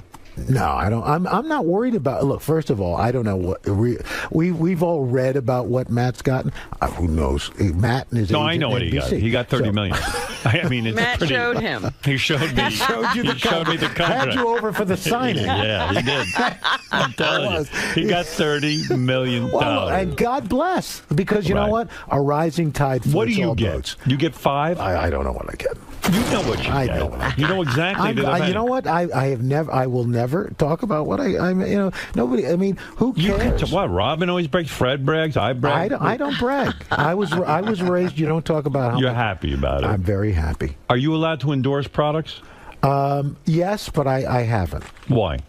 Have you been asked to endorse a product? I have been. What did you get asked to endorse that you said, I'm not doing it? I got asked, I turned down a 7-figure deal to endorse a hospital group for bariatric surgery. Why did you, because you went through the surgery? Yeah, because I went through the surgery. Did you gain back 40 pounds since your surgery? Yeah, I did, and then, I've lost it again. But, look. Yeah, you do look good. I was going to say, it doesn't look like you put on 40 more pounds since it. I feel great. Are you training for something again? I'm trying to do a triathlon. Oh, boy. Oh, you're going to have a heart attack. Just calm down. Really, honestly. We're going to read in the paper you dropped dead. Yeah, poor Al. Triathlon. Just calm down. You know what? Go for a walk. Not an Olympic triathlon, like a sprint. That's your problem. You got to get, you're thinking a little too big. No, you know what? I need to have a goal. You know? If I'm not training for something, then I'm like, what do you do? Weights too? Do you weight lift? Yeah, I do weightlifting. You ever do yoga? Yeah, it's I tried that hot yoga, and that's just disgusting. It's stinky. It is disgusting. It is, isn't it? I actually like it. Oh, it's disgusting. Don't people smell in there? Smell. And aren't you worried you smell too? I could never be a trainer. I don't like my own sweat, let alone somebody else's. Did you wear the outfit when you? Yeah, it's hideous. Yeah, I can't imagine. Does anyone have a picture of you in that yoga outfit? No.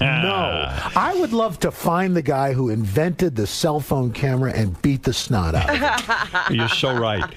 You worked with Katie Couric. Yes. You worked with Meredith Vieira. Yes. Now this other character, what's her name? Ann Curry. Ann Curry. I don't know it. She's been on the show for years. That other nudnik. I haven't heard that since I lived in Canarsie. Well, I wrote a piece for Time magazine. I said Matt had to endure every nudnik. So those are your main 3 women that you worked with, right? Yes, I worked with Jane Pauley. Jane Pauley. And Deborah Norville. Okay, let's do F, Marry, Kill. What? F, Marry, Kill. I never heard that. One you have to marry. Oh. One you have to kill. Uh-huh. And one you have to F. Who was your favorite? Who would you marry out of all those? Wow, who would I marry? Yeah. In other words, you're the last man on earth. You got to marry one. Yeah. It's a deal with the These 4 devil. women are left, or 5 women. Wow. I think Meredith. Meredith. Yeah. Was she your favorite? Yeah, I wouldn't say she was my favorite. Everybody's different, but I think there's this quality about Meredith that she just has this. She's just like, hey, whatever. But don't you think that might be a personality? You think Jane Pauley was way sexier than Meredith? I mean, you got to marry this woman and live with her and have sex with her. So you're saying you're more attracted physically to Meredith Vieira than even Katie Couric? I guess so, yeah. Would you kill Katie? I would not kill Katie. I just couldn't. Who would kill you her. have? You have one night. You married Meredith Vieira. She's out of the picture. She's now. done. She's done. She's your done. wife. But now you have to F someone. Wow. Have sex with them. Yes. One night. Right. One night of romance. One night. One hot, passionate night. Who would that be? Matt Lauer. No, come on. Yes, I'm serious. Would it be Katie? Well, of course. Why not? It would be. Sure. Katie would be the one you would have. I don't. I've never thought about that. Now, who do you kill? I mean, you got. In other words, the other 3 are dead. Yeah. No, they're not. Well, they can't be married or effed anymore. Well, no. The other 2. There's Katie's Deborah Norville. Right. No, I don't. This is no reality to this. In other words, it's an imaginary scenario. Yeah. Right. None of them are in real life, let's say, married, and you're not married. And now you have to kill one. Who do you get rid of? And why? And give me your rationale. I guess it would have to be Deborah Norville because she was there the least amount of time. Right. So you know her the least. Really don't so know you don't feel that emotionally tied to her. Right. That killing her doesn't feel so bad. Yeah. Was Meredith Vieira your favorite person to work with on the Today Show? No, you know what? I loved working with Katie. I love working with Ann. It's like when people say, "What's your favorite barbecue?" I said, basically, what the barbecue I'm eating, I'm with right now that I'm enjoying. Really? Is that? Yeah, come on! I'm serious. I mean, that's such a diplomatic answer. But Al. it's true. I'm telling you. When you're there in the moment. See, you've worked with Robin forever. That's right. You've never not worked with Robin. Right. But if somebody else came along and you think he would never enjoy them as much as me. but he would, but in a different way. I don't know. It's a completely I don't know different. that. I think I could make that call and say, you know what? Robin was great, and no one would. I've worked with other people. They're just not as good as her. But that's not necessarily because you haven't worked with anybody else. But I have worked with other people. Before Robin, I worked with other people, and they weren't anywhere near Robin. But for how long? Yeah, that's not a long time, but enough to know they were not as good as Robin. Because you didn't work with them long enough to find out. But you did. Exactly, and that's why I'm saying when you're working with somebody, for 5 years, 6 years, at that point, that person is the person you're enjoying because you're. Were you ever sexually attracted to any of these women? All of them. Were you really? Well, look, they're all attractive women. There was a rumor that you had sex with Katie Couric. Is that true? There was no rumor. Yeah, I read it. There was no rumor. I wrote it. You wrote it. You wrote it, and then you read it. There's no rumor. You never get attracted to any of them when you work with them. I mean, look, they're all attractive women. Of course, they're attractive, but that's as far as. Do you feel that Matt and whoever he's working with are responsible for the ratings, or do you take some responsibility in the ratings? I think it's a team. I think it's a team effort. I really do. I think every one of us are good on our own. Are you upset that they never asked you to co-host? No, I'm not the co-host. Why do you have to be the weather guy? Why can't you move? I do more than just the weather, so I'm. You're happy with your role. I'm happy with what my role is. He'll do some interviews. He does cooking segments. Yeah, I'm happy. I get to do a lot. And no matter which one of these nudniks comes and goes, you stay, and you're smart. I mean, in a way, you fly under the radar. It's Willard. Willard Scott. He's my mentor, and he said, "Look, never give up your day job. Be yourself. and just ride the train. And you're smart to listen to him because when you get good advice, take it. You do. Look, I mean, look at this group. I mean, how long have you been? Oh, you guys all been together? 300 years. I mean, and if you were to break up, I guarantee you, not one of you would have the amount of success you've had together. I agree. You know, and that's the way it is. Is Matt Lauer condescending to you ever in the sense that he's like, hey, you're the weather guy, shut the fuck up? No, he is. In fact, I was just in his dressing room, and he was saying, hey, you know, we ought to think about you doing this. You know, I mean, the guy is generous. He's the most generous person you will work with. He told me he'll say to you, hey, get my suit cleaned, bring it back by 3 o'clock. And you don't care. Tips well. And tips well. Tips well. No, so he is not the leader. Is he the leader of the group? Yeah, I think to a certain extent. You know, I mean, you look to him because he's been here. Because he's Matt. He's Matt Lauer. He's the co-anchor. You know, I mean, but I think we're all what's great about the group is that we are in fact, you know, kind of a team, and so I don't know that. You know, do you think you could physically beat up Matt? If you had to fight him hand-to-hand combat, do you think you would win that fight? I'm being serious. I think if I caught him off guard. Have you ever thought about it? No. Do you think he's physically stronger than you? Yeah, probably. You think he could take you in a fight? I'm not sure. I think because I think he would fight cleanly, and I wouldn't. So you'd probably win. I think you'd so. bite him. I think so. I think the first thing you do is you just go, you knee him in the groin. You should fight him. Is that possible? A steel cage match. Why not? I would tune in for that. So now, talk to me about ratings, because a lot was made out of the fact Matt was on vacation. Right. He went away for a week. Yeah. And for the first time in like 75 years or something, Good Morning... 16 years. 16 years. Yes. And you've had you have been part of the 16-year run, which is amazing. I know. And so in 1 week, you lost to Good Morning America by like 3 viewers or something. Well, but whatever it was. Yeah. Did you take that hard?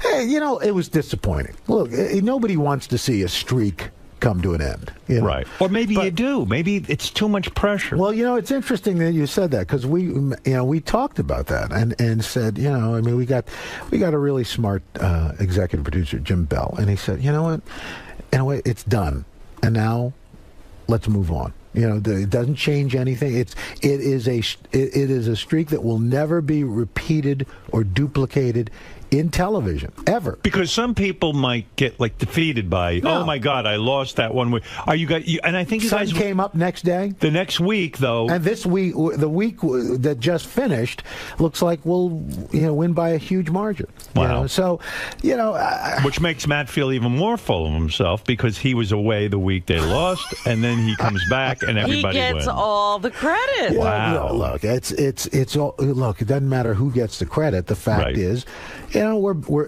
at the end. So of, what went wrong that week, in your opinion? You were there. I think what happened was, look, first of all, Good Morning America.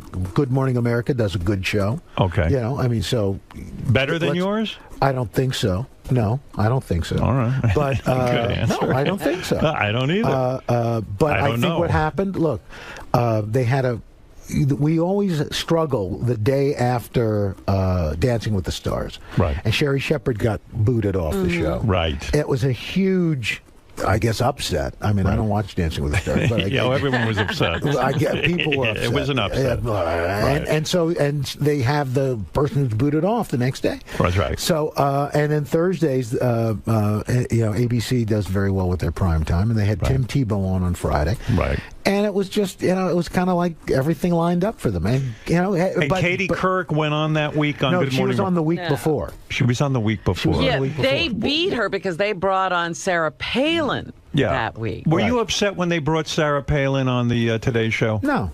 A lot of people made a lot of that, and there were rumors that you were very upset. No, did you write this again? Yes.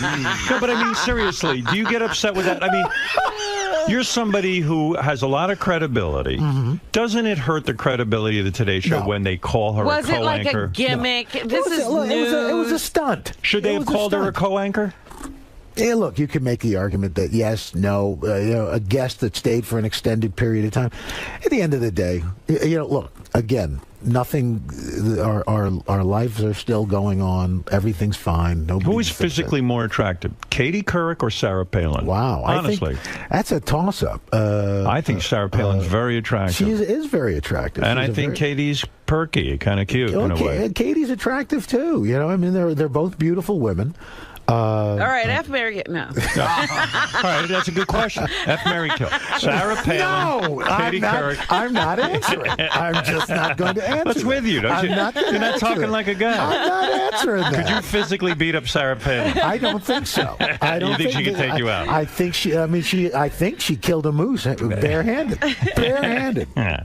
No, but when you see Sarah Palin there, do you agree with her politically? No. No. But you can put that aside. Yeah. And did you say to anyone there, why are we calling her a co-anchor? No. We're a journalistic operation. No.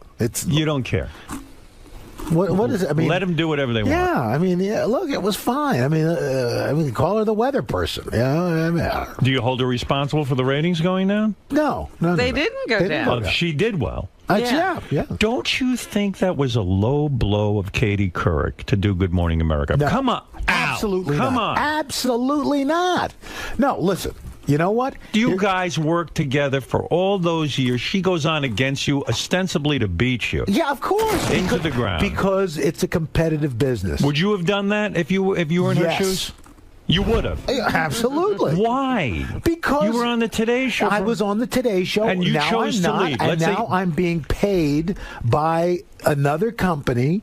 And they've asked me... Is she being paid by another company? Yeah, she's being paid by ABC. What, to do the new talk show? Well, to do the new talk show and to contribute to ABC News. Oh, she is? Oh, yeah. Yeah. So yes, I mean...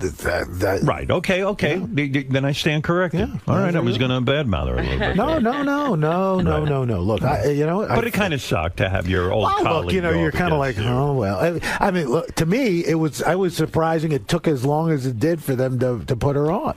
You got to talk to me. I'm going to switch gears here for a second. You're a very interesting guy, Al Roker. You went on a plane. I read about this. And there you are on this plane, and Alex Van Halen, right, the great drummer of Van Halen, right, is on the plane. Right. And you're sitting... along with Eddie Van Halen. Along with Eddie Van Halen. And their wives. They all fly coach. No, we were in first class. First class going to what, L.A.? We were coming back from L.A. Right. Wouldn't you think Van Halen has so much money they'd fly a private jet? That's what I thought. That's what I thought, too. All right. So anyway, you're in first class. Right.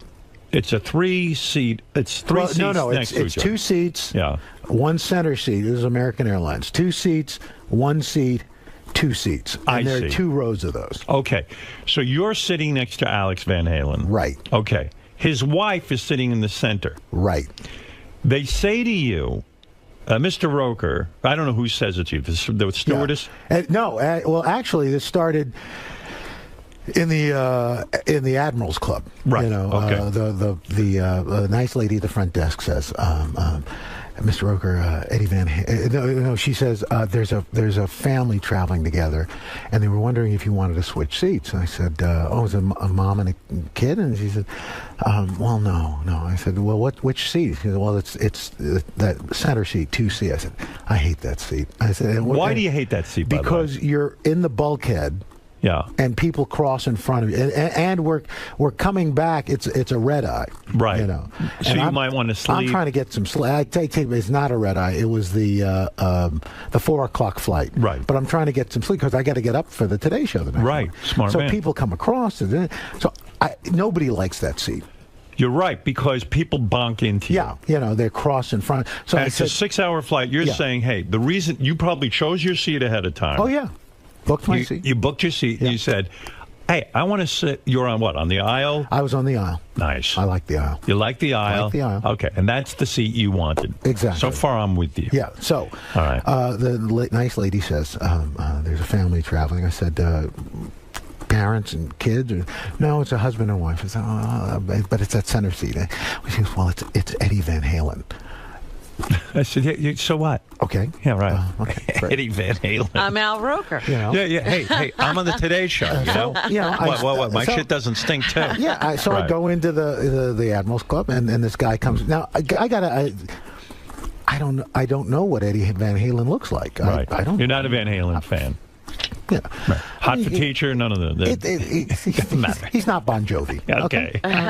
You're more of a Bon Jovi I like guy. the Bon Jovi. Okay. Anyway, he and Bon Jovi would probably be flying private. Right. Had it been Bon Jovi, would you have given up your seat? Probably. Maybe. But anyway, so this guy, hey Al, Eddie Van Halen said, hi Eddie, how you? So you're the man coming between my brother and his wife. I said, excuse me, what? Huh?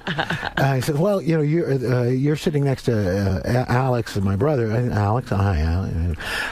And they was, I said, yeah, Eddie, that middle seat, it's just bad, and I gotta get some sleep. And, well, why doesn't Eddie give you his seat if he's got? Well, that's the thing. Yeah. So anyway, the long and short of it is, we get in the plane, and his wife gets on. Alex Van Halen's wife gets on, and it's just is pitching a fit.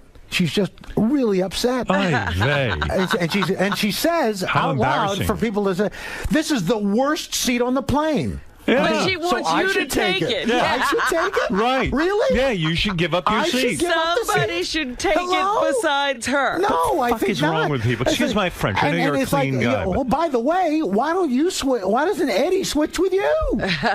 Right. So she's causing a ruckus on the plane. Causing a ruckus. The flight attendant is... and now you're probably like ready to kill yourself because you're a very unassuming guy. I just want to get on the plane. And you would have helped them out if it was a comparable seat, or if it was if it was a mother and a child or a father. You would have done it in a second, right? In a second, because you'd want someone to do that. But these two nudniks don't need to stay. Right? Yeah. It's like guess what? You're gonna hopefully spend the rest of your lives together. 6 hours. You'll get through it. This happened with me and Deborah. And secretly, I know Deborah is thrilled that we're not sitting together. Yeah. Probably Alex was happy to sit next to you. Alex wasn't screaming. And by the way, Alex was just sitting there. Alex could not have been nicer. Could not have been. You could tell he was mortified by his wife's behavior. You could tell it. I mean, he had to put up with Eddie Van Halen's behavior, David Lee Roth's behavior. Now he's got a wife who carries on like a The special services person comes over and says, Mr. Roker, we have another seat over there at 3B. If you could you? I said, and I look over, and there's a guy with a dog, and I'm allergic to dogs. Right. I don't want to sit next to this guy with a dog. I mean, good Lord. I said, I can't. There's a dog. If you could, she goes, well, I can't move the guy with the dog. I said, well, I'm sorry. So, and then we get back. How long did she carry on for? Just is throwing things down. They didn't throw her off the plane? He gets up and he's trying to console her. He offers to switch with her. He goes, I don't want to sit next to him. What is wrong with you? What did you do wrong? I smell pretty good. I'm fine. I don't want to sit next to him. Yeah, so anyway, the flight attendant comes back to them and says, we found 2 people in business who are willing to move and switch. So these 2 guys, these 2 brothers who were getting ready to go to Antarctica, come get their seats. Yeah. And by the way, she insulted them. Why?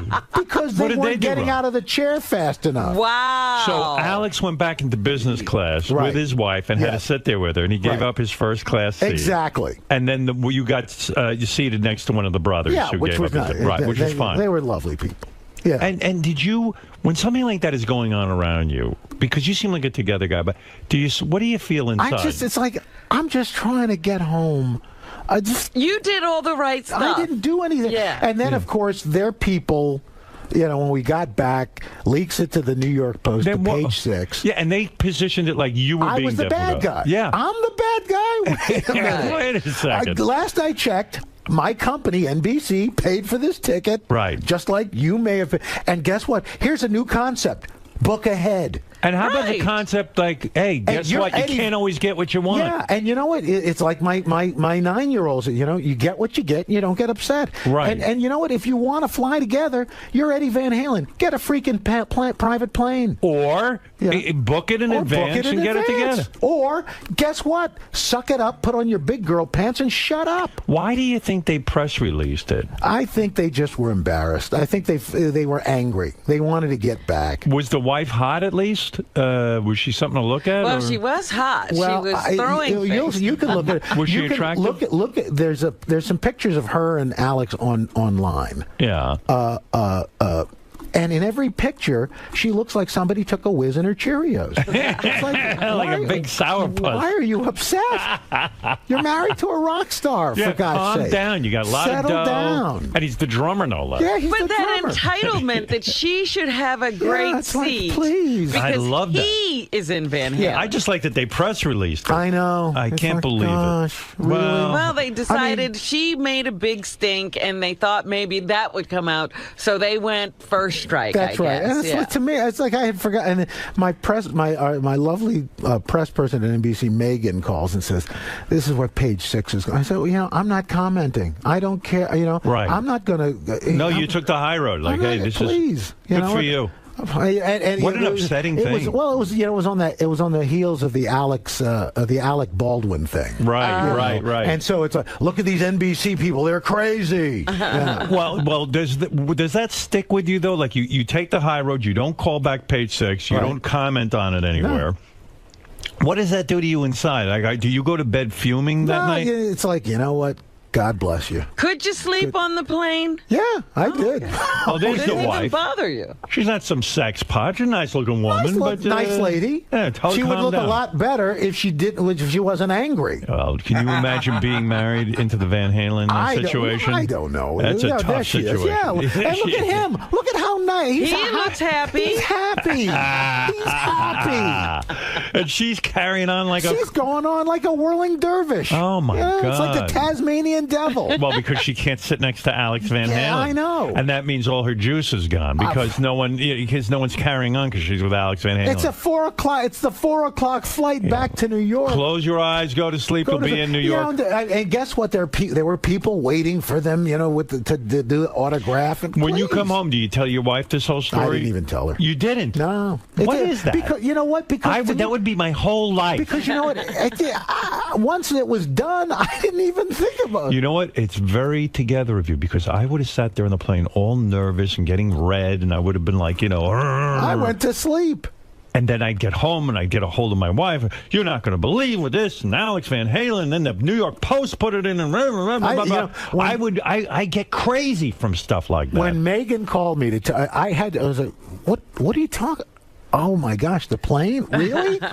What is it about you that you must have had wonderful parents or something? I had, because you're not. I miss my parents. I've lost my mother's birthday was just April 20th, and they were terrific. Look, were they perfect? No, but you know what? I reckon there's a great documentary called "Being Elmo." It's the story of Kevin Clash, the guy. Yes, the guy who works the puppet. Yeah, and I watched it on the plane. And I started watching it. I got bored. But you know what? I could substitute, if you substitute St. Albans, Queens for Baltimore, television for puppetry. We have the same story. Right. Parents, different kind of kid, a little wacky, a little weird, but parents who believed in you and did whatever it took. Because you're not an angry guy. You know what I mean? I mean, you're not a guy who walks like me. I walk around with such intense anger. No, I get angry, but you know what? Life is too short. I've got. When you say your parents weren't perfect, what was wrong with them? Oh, look, you got whacked around a little bit, Did you? You got spanked. The old man spanked you? Sure. Pants off or pants on? Both. Nude? Not nude, but clothes. Can you imagine Al Roker naked with his father's hand on his ass? Over your father's lap? You know what? That ain't right. Yeah, But that's kind of weird. That's what it was. I'd be a little angry about that. No, you get over it. Why did they spank you? What did you do wrong? Look, it was the time. You got spanked. It's not a big deal. What could you have done? Oh, gosh. To deserve a nude spanking. I wasn't nude. But I for example, pretty close. I painted the side of my parents. We found some paint under the porch and painted the side of the house. Oh, I'd be dead if I. Oh my God! Yeah. You know what? I once I took the furniture in my room, and we didn't have a lot of money, and I used to eat the furniture. I would chew on it. I would dig my teeth into the furniture. You were a beaver. Like a beaver. I was the It's beaver. like, oh, that kid You eats were the chairs. You were the painted bee. but you painted the side of your... It was actually the side of my mother's sister, my Aunt Monica's house. Wow. Oh, man, you're a bad person. Oh, gosh. It's unbelievable. Hey, real quick. And by the way, the reason Al's here, but then answering all our questions, do you spank your kids, by the way? No. You do not? No. Right, because you know it's wrong. Yeah. It was humiliating. Right, yeah, I know. It emasculates. Yeah, please. You never got an erection during those spanking. I had to ask. No, okay. No, you didn't. How did you punish your kids? You know, There's Al's erection. thank you. And scene. You know, He shocks his children. Really? He has a stun gun? Time out. Yeah, a taser. Time out doesn't work. Just spank them. No, I never spanked my kids either. By the way, don't miss Al Roker's Big Easy Justice. You follow along this bounty hunter that J-Lo discovered, and then Al took and And made you're into in something. New Orleans? In New Orleans. I wish I could discover someone and just give it to Al's production company. There you go. You know what I mean? There you That's go. what I'm thinking Next of doing. person you see. The people that come through this show. Well, what about a show about Fred? Can you produce that? I think Debbie so. the What am I- pet lady. You want a real wild character? Yeah, absolutely. I'm going to bring you somebody All called right. Debbie the pet lady. Yes. Thank you, Robin. Good.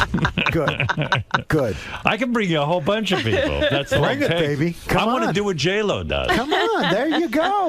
Give it to Al You to just do ha- the you just heavy resurrect- Sorry, lifting. I'm not an executive with a British accent. You resurrect Howard Stern Productions, make it a shell company, and just bring the people. When you were in television in Washington, D.C., Mm-hmm. you were madly in love with Sue Simmons. Yes. Oh, my gosh. Did you ever ask her out? No. Why not? Oh, because she was Sue Simmons. Yeah. Because she was Sue Simmons. She was Sue Simmons. I don't know that she'd be into a guy like you. Probably not. You know That's what I another mean? reason not to ask. I mean, I don't know much about Sue Simmons. Do you? But you know what? I love working with her. You know, I don't mean a guy like you. I mean a guy like me too.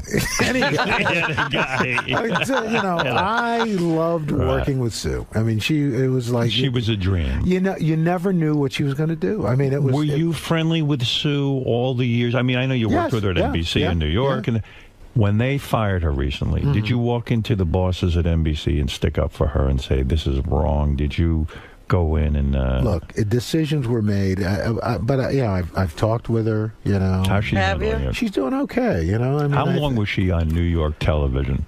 33 years. That's a pretty good run. And she and Chuck, I think, are the longest running anchor team in the country. Why did they fire Sue and not Chuck? I don't know. Come on, you have your theory. I don't. Stop it. No, I don't know. I really don't. You know. I don't. I wish I did. Say something controversial. Why? You called her and said what to her when you found out she got fired? I'm really sorry to hear about this. I mean, I feel badly. I would have not called her. I would have been like, if I was close with her, I would have just been, I don't want to upset her by calling her. Yeah. You called her up and said, look, I'm sorry to hear that they fired you.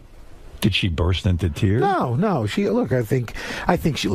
a smart woman. She knew it was coming. You know, right. She didn't get angry and go, "Oh, this business sucks. Look what they did to me." It's ageism. No. I think she was somewhat resigned about it. It's harder for a woman as she gets older. Yeah, well, it's harder for all of us as we get older. Well, Chuck becomes distinguished and Sue becomes an old bag. But for women, I wouldn't quite. Well, you know what I mean. Look, 33 years is an incredible run. I don't think many men could say they had that kind of a run. Not in the same in job. New York television. That's so right. what is she going to do now? I don't know, but you know what? I don't think.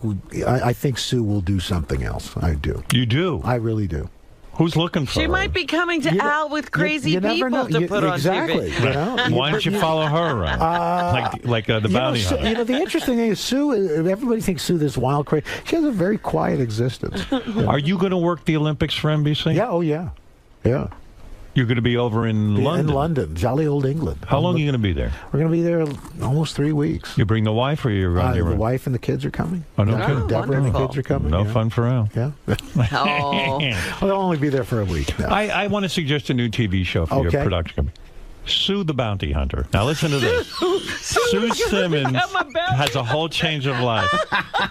What do you think? Oh, you don't like it? I don't know if that would go. Sue Simmons, bounty hunter in training. I don't know that would happen. Put her on with this other guy. How about her sidekick Regis? Sue the bounty hunter with her sidekick Regis. You get Alex Van Halen's wife to be a bounty hunter. How many more years on the NBC contract for today? I think another 2 or so. Another 2. Yeah. If they say to you in 2 years, do you think you're going to think about retiring? No, I don't plan on it.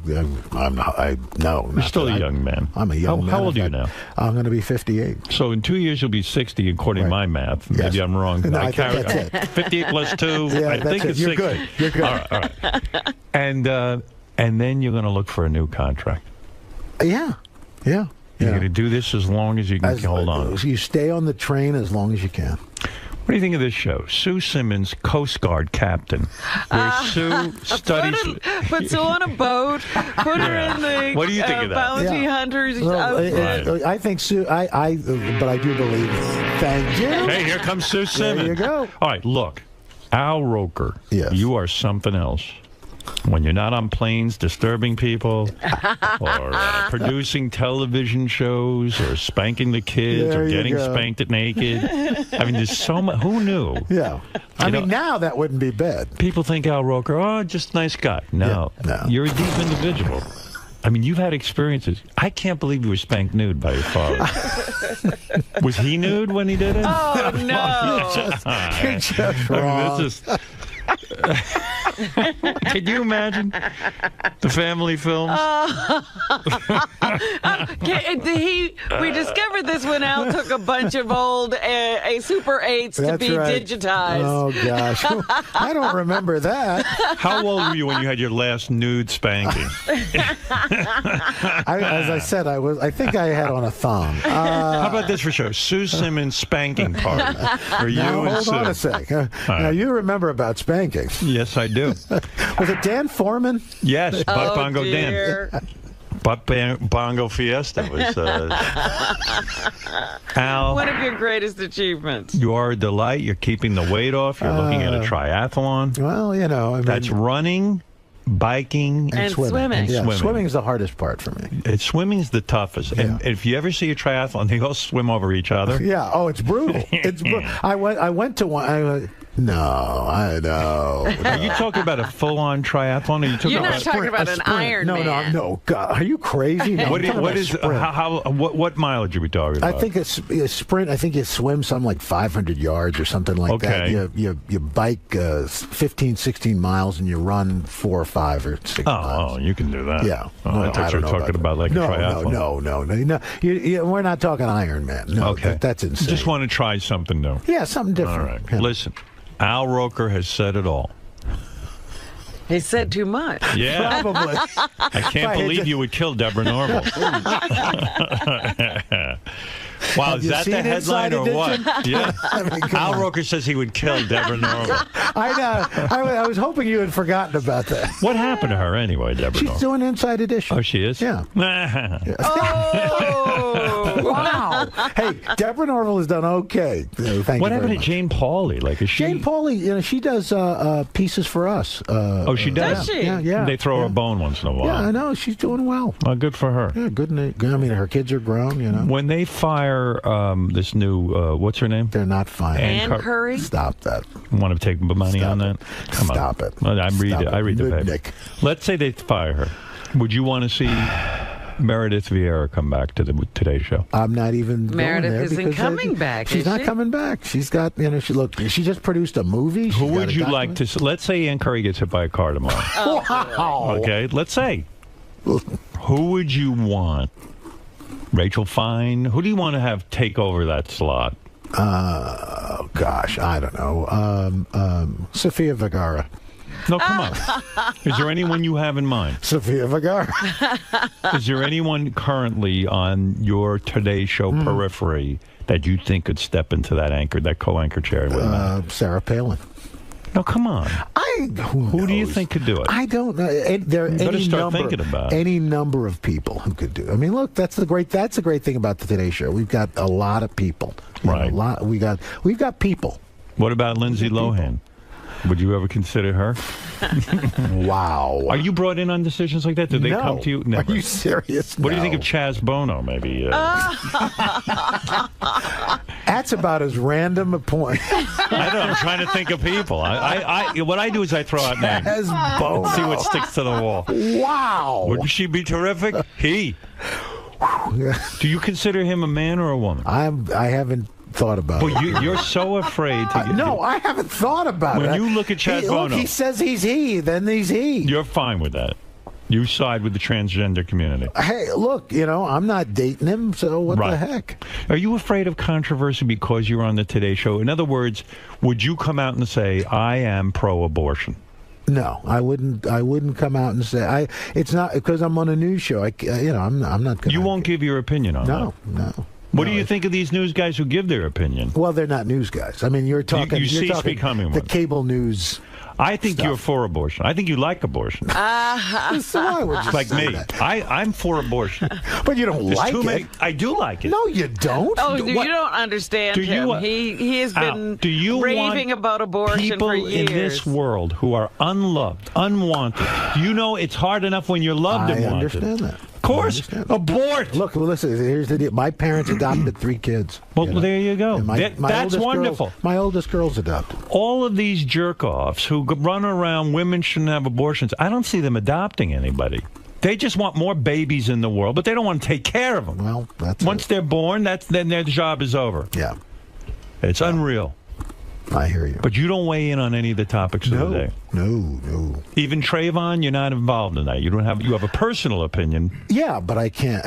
But it's a news story. I can't. Looks to me like the kid was it was a racial thing. Look, I mean, on the surface, yeah. I mean, you got to assume. But look, can I say that? No, because I'm on a show that's covering that story. Does that kill you sometimes? Do you ever want to give your opinion? Sure. Oh yeah. Do you think the day will come when Have you give your... ever slipped? Did you just couldn't keep it in? Yeah, one day he said, I love acid, LSD.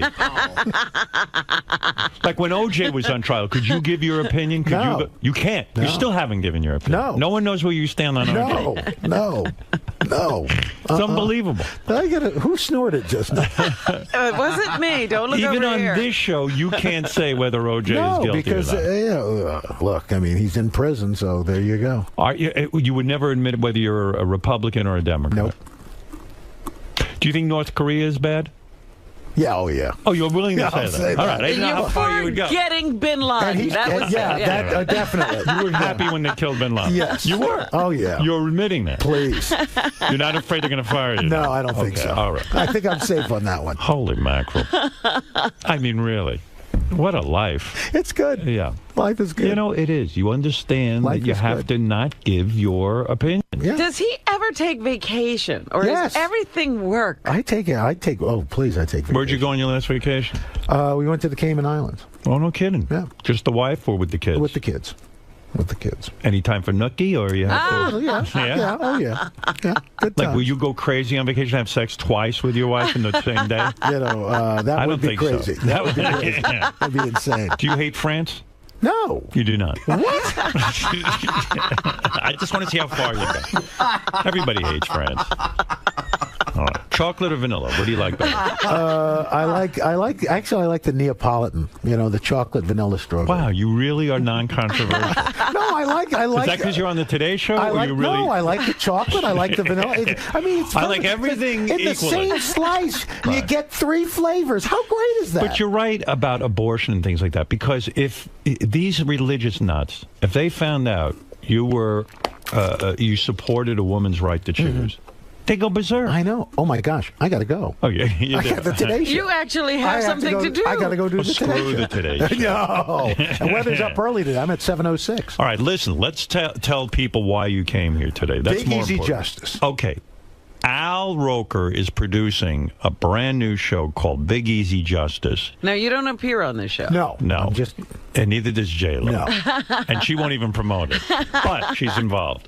And what we're talking about here is a bounty hunter. Yes. We follow him everywhere. And Al All has throughout New personally Orleans. overseen this project to make sure you see the nitty and the gritty. Right. So, Al Roker's Big Easy Justice. Come see us again someday. Absolutely. Where you will answer whether or not you are for the legalization of prostitution.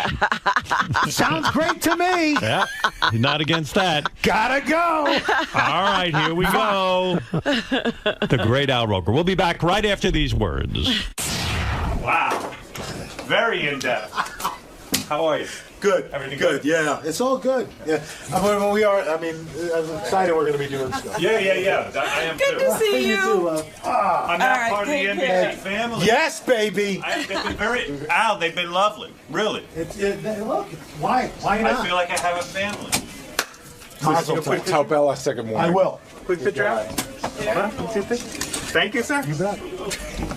Al, may I talk to you on your way out? Yes, please. Attempts at dividing That's a lovely jacket. He attempted to divide you and Matt Lauer. Yes. He attempted to divide you and J-Lo. He can't. He cannot. He cannot.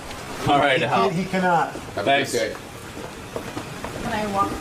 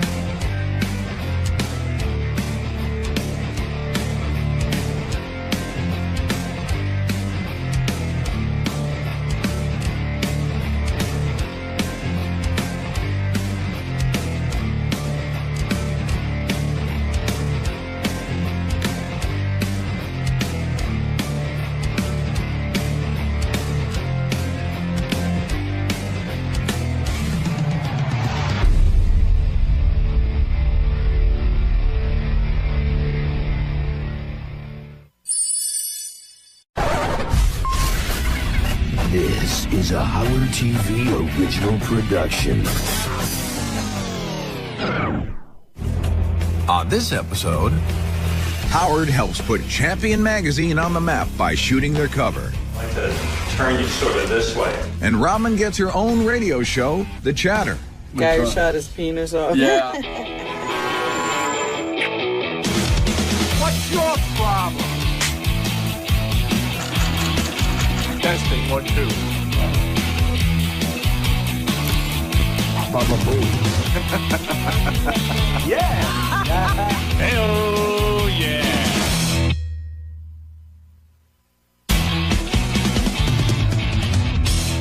I would like to be considered a professional photographer because I love doing it. My goal is to be comfortable with the camera and learn how to do certain things. I don't even know where the love of photography came from, in the sense that I don't know where it originates. I just was always interested in learning about the camera and lighting and how to take good professional pictures.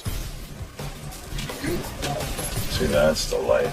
I was just working, and all of a sudden the door opens, and there's Howard with his camera, and he's like, "Look natural, keep working." See, but now I'm getting all shadows all over your face. I don't like that. Even when I'm turned this way? How about now? Turn toward me. That's pretty interesting. Oh, that's pretty dramatic. For you both. Good job, both. Both has a lot of settings to do. He's a professional photographer now. I wouldn't know how to sign up to get these. Greg, you're fucking me up. I'm fascinated every time Howard picks a new hobby. You know, they always laugh at me for having moved from one thing to another, like horseback riding to boating. But who else does that? I want to set the white balance. Okay, Off that, what? What is it? $16 for $8 for the $99. No good.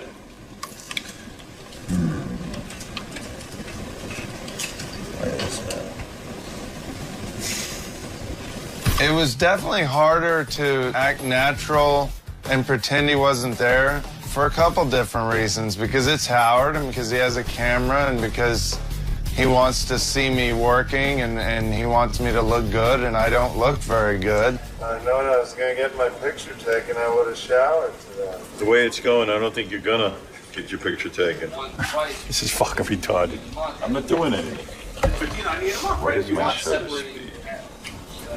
Right, but basically, if you want to still get Netflix, unlimited DVD, unlimited streaming, the same service you got before for $9.99. He's the only photographer I've ever worked with who told me to get that goofy look off of my face. And my face is pretty goofy, so I didn't know what look he was talking about. Hold on, I'm doing something. I'm like taking you on, Greg. In the end, Howard gave me a really, really amazing shot that he took of me, and to know that it was Howard that took it was really amazing, and it's a really cool picture, and to make me look somewhat human and decent is a tough job, and he did a great job. What made Dave the winner? What made his case so compelling? Why do you think he won? He was very sympathetic. He's, there's a timetable. He's going to lose a leg. We had no idea that he was coming in to shoot us at the wrap-up show, but he came with the camera. He was just sort of skulking around like he didn't want to really us to draw attention to it on the air, and he just started shooting, so I just did what I was doing and let him do his thing. I don't think he was so upset by it that he wouldn't want me to bring it up. These are the kinds of things that we do talk about during the breaks. Hey Lily, what was it that your doorman actually said to you? It's a pretty cool picture. I'm going to deliver it today, but I wasn't able to sign it. You want to sign it like in the corner? Right in the... now, I think this will work. This is what everybody suggested, so we'll just... Yeah, but then it's going to come off the glass. No, it's a paint pen. I particularly like the aspect of having a finished product and giving it to someone where they can either hang pictures or make it part of a slideshow or something like that. I like the whole idea. No, thanks. I know exactly. I found a spot for it and everything. Thank you, sir. I was trying to think of the year. Thanks. Perfect, man. Thanks. I think it says, "I love you, man, Howard Stern." And I love you too, man. Ralph came to me in early November and said that for Champion Magazine, they were going to have Howard Stern do the photo shoot for the cover of the December issue. I was looking at some of his photographs one day, and I was looking at it going, wow, he's gotten really, really good. So you showed me a bunch of stuff you were doing last night. You showed me Photoshop. I think you got really, really good at all of this. I think you got a really good eye now, and the way you can work Photoshop, I was really impressed with that. Oh, man. Ralph called in one day, and he was just so complimentary of Howard's photography that I thought something was up. He wants me to shoot the cover of his app. But I don't think he'd allow me to do it if he didn't think I was good. Now I get it. He wouldn't ask me to do it if I wasn't good. Now I get it. Ralph asked me if I would shoot something for Champion Magazine, and I said, what's Champion Magazine? Then he explained to me it was an app. He showed it to me. I said, yeah. Champion Magazine is a digital interactive magazine about comic books, pop culture, video games, TV, movies, just an overall guide to the month of pop culture. Originally, he wanted me to shoot maybe a famous person for the cover, and I just said, you know, it really interests me, these people who go to Comic-Con, and they dress up either for a living or they just dress up out of pure enjoyment. I said, wouldn't it be cool to take some of those people and put them in an ultra-sophisticated setting? The location was this amazing, 4 or 5 story townhouse with this great circular staircase that went through every floor, and just had all these different great rooms. It's used in a lot of commercials, and it's used in photo shoots. Yaya Han was the first model that we hired. She came in with Wonder Woman, Scarlet Witch, and Catwoman. Martin Miller, he came in his Chewbacca costume. Wilbert Rivera came in as Captain America. He's someone that Ralph met at Comic-Con. So is Crystal Lee. She was Storm. She also met Ralph at Comic-Con. Another girl, Anna, she came in as Emma Frost. A girl named Jenny was a friend of Yaya. She came in as Psylocke. Sam was there. I was very honored that Sam was there. That's really amazing. That's great. Thank you. Atlanta airport and couldn't read anything. Sam is officially the publisher. He's invested money into it. That's obviously one big thing. And he gives his opinion and expertise. You should never stand here while we're fucking around. Let's do it. You know what I mean? I know maybe you'll even interchange. Absolutely. That's what I would do. I would put everyone on here and let's shoot them. The Chatter is a weekly show that handles current headlines and current events. And Robin discusses those current and daily events with her panel. I proposed a few different shows to Sirius over the course of our being here, and Will came up with this concept, and I liked it. The closing segment is going to be hello and goodbyes, if you like that idea. Basically, it would be, it's a way of you saying kind of hello to whatever you want to say. Something you're happy about. Hello, new gas standards. Obama introduced new gas standards, 50 miles a gallon this week, and goodbye, very good, sorry, goodbye to maybe somebody died this week, or goodbye to whatever it is. And that's a show for this week. I'd like to thank my panel. You hit the plugs again. Thanks again for joining us, and we'll see you again next week on whatever it is. Okay. I'm absolutely supportive of it. Robin's a great talent, and Robin has a lot to say on her own, and I thought it would be something wonderful for her. I was excited about getting to talk about the news in a different way. I was also excited about featuring different kinds of people who don't necessarily get to do our show. Going to the next page, you kind of say, and that's my take. After the break, I'll be joined by my very esteemed panel of know-it-alls. Whatever you want to say there, you can be nice if you'd like. Play the first break. We're back, and I'm very happy to introduce my team of experts, or at least the only people available this afternoon. And then we'll go down. We're working on the panel now. Robin wanted to do a show, and so some of the guys had ideas, Robin had ideas, and we put it together. It's simple as that. Guy who shot his penis off. Yeah, I'm going to get you details on that, too. Because what will happen is there'll probably be a guy reading a headline, and then you can elaborate a little bit more on the story. Right. But I'll make sure you have that information. One of the ways that we introduce shows is we'll do a test show, and we'll get kind of the thoughts and the feedback from the staff. I mean, we could act like this is a show and give me a countdown, or, are we going to do this like a show, or are we going to say, well, we're doing it, whatever. 5, 4, 3, 2.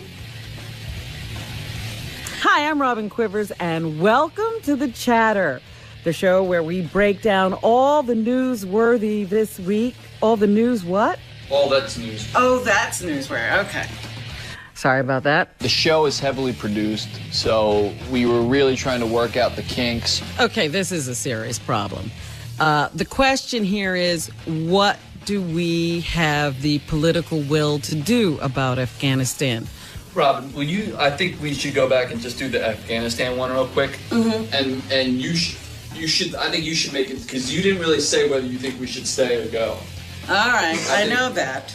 It features Robin with a panel of comics or political pundits that just talk about the headlines. So what do you think, Paul? It's not a big deal to me. I mean, look, he's creating jobs. He's going... Hold on for a second. Stop. I swear I didn't touch it. No, I know you did. Moving on the scale. Yeah, Do we need to take a break? Are we breaking? We're breaking. I mean, it just went very long. I didn't see a... We just started going. Let's do that again.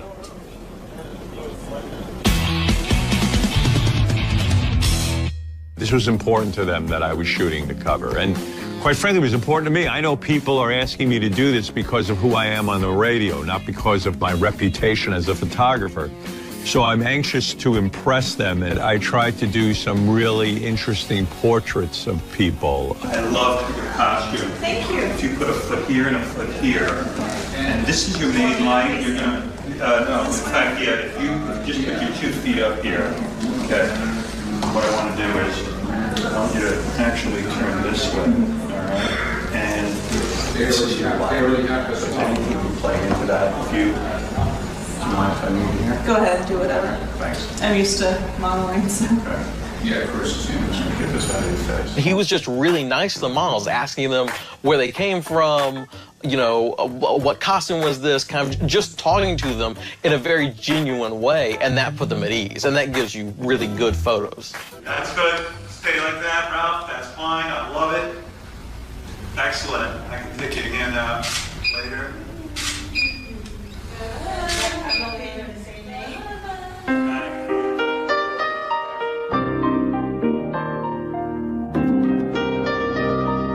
It's gorgeous. Thank you. Thank you.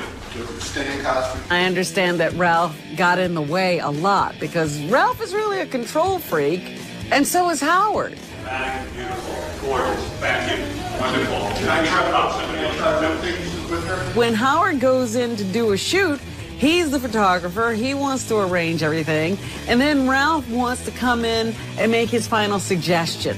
Because Ralph is the kind of guy who would never really do anything, but he knows how it should be done. The girls who have back there very positive. Can you just turn the I finally encountered how annoying Ralph is. He is so annoying. He's annoying. At times I had to, like, rein him in. I don't think there was a big deal. I was there to make it go as smooth as possible for him. It was no big deal, though. He might tell you otherwise. I think what we got to do is, I really like narrowing your body down. Yes. And so what I like to do is, I like to turn you sort of this way. Nice. Just like that. He was a very dynamic personality on the set. He was very easygoing. He was really conversive with the models. Nice. Great. Let's go a little tighter. That looks great. Fabulous. Holding that. Great. Holding that. Holding that. I love it. Coming up a little tighter. That's good.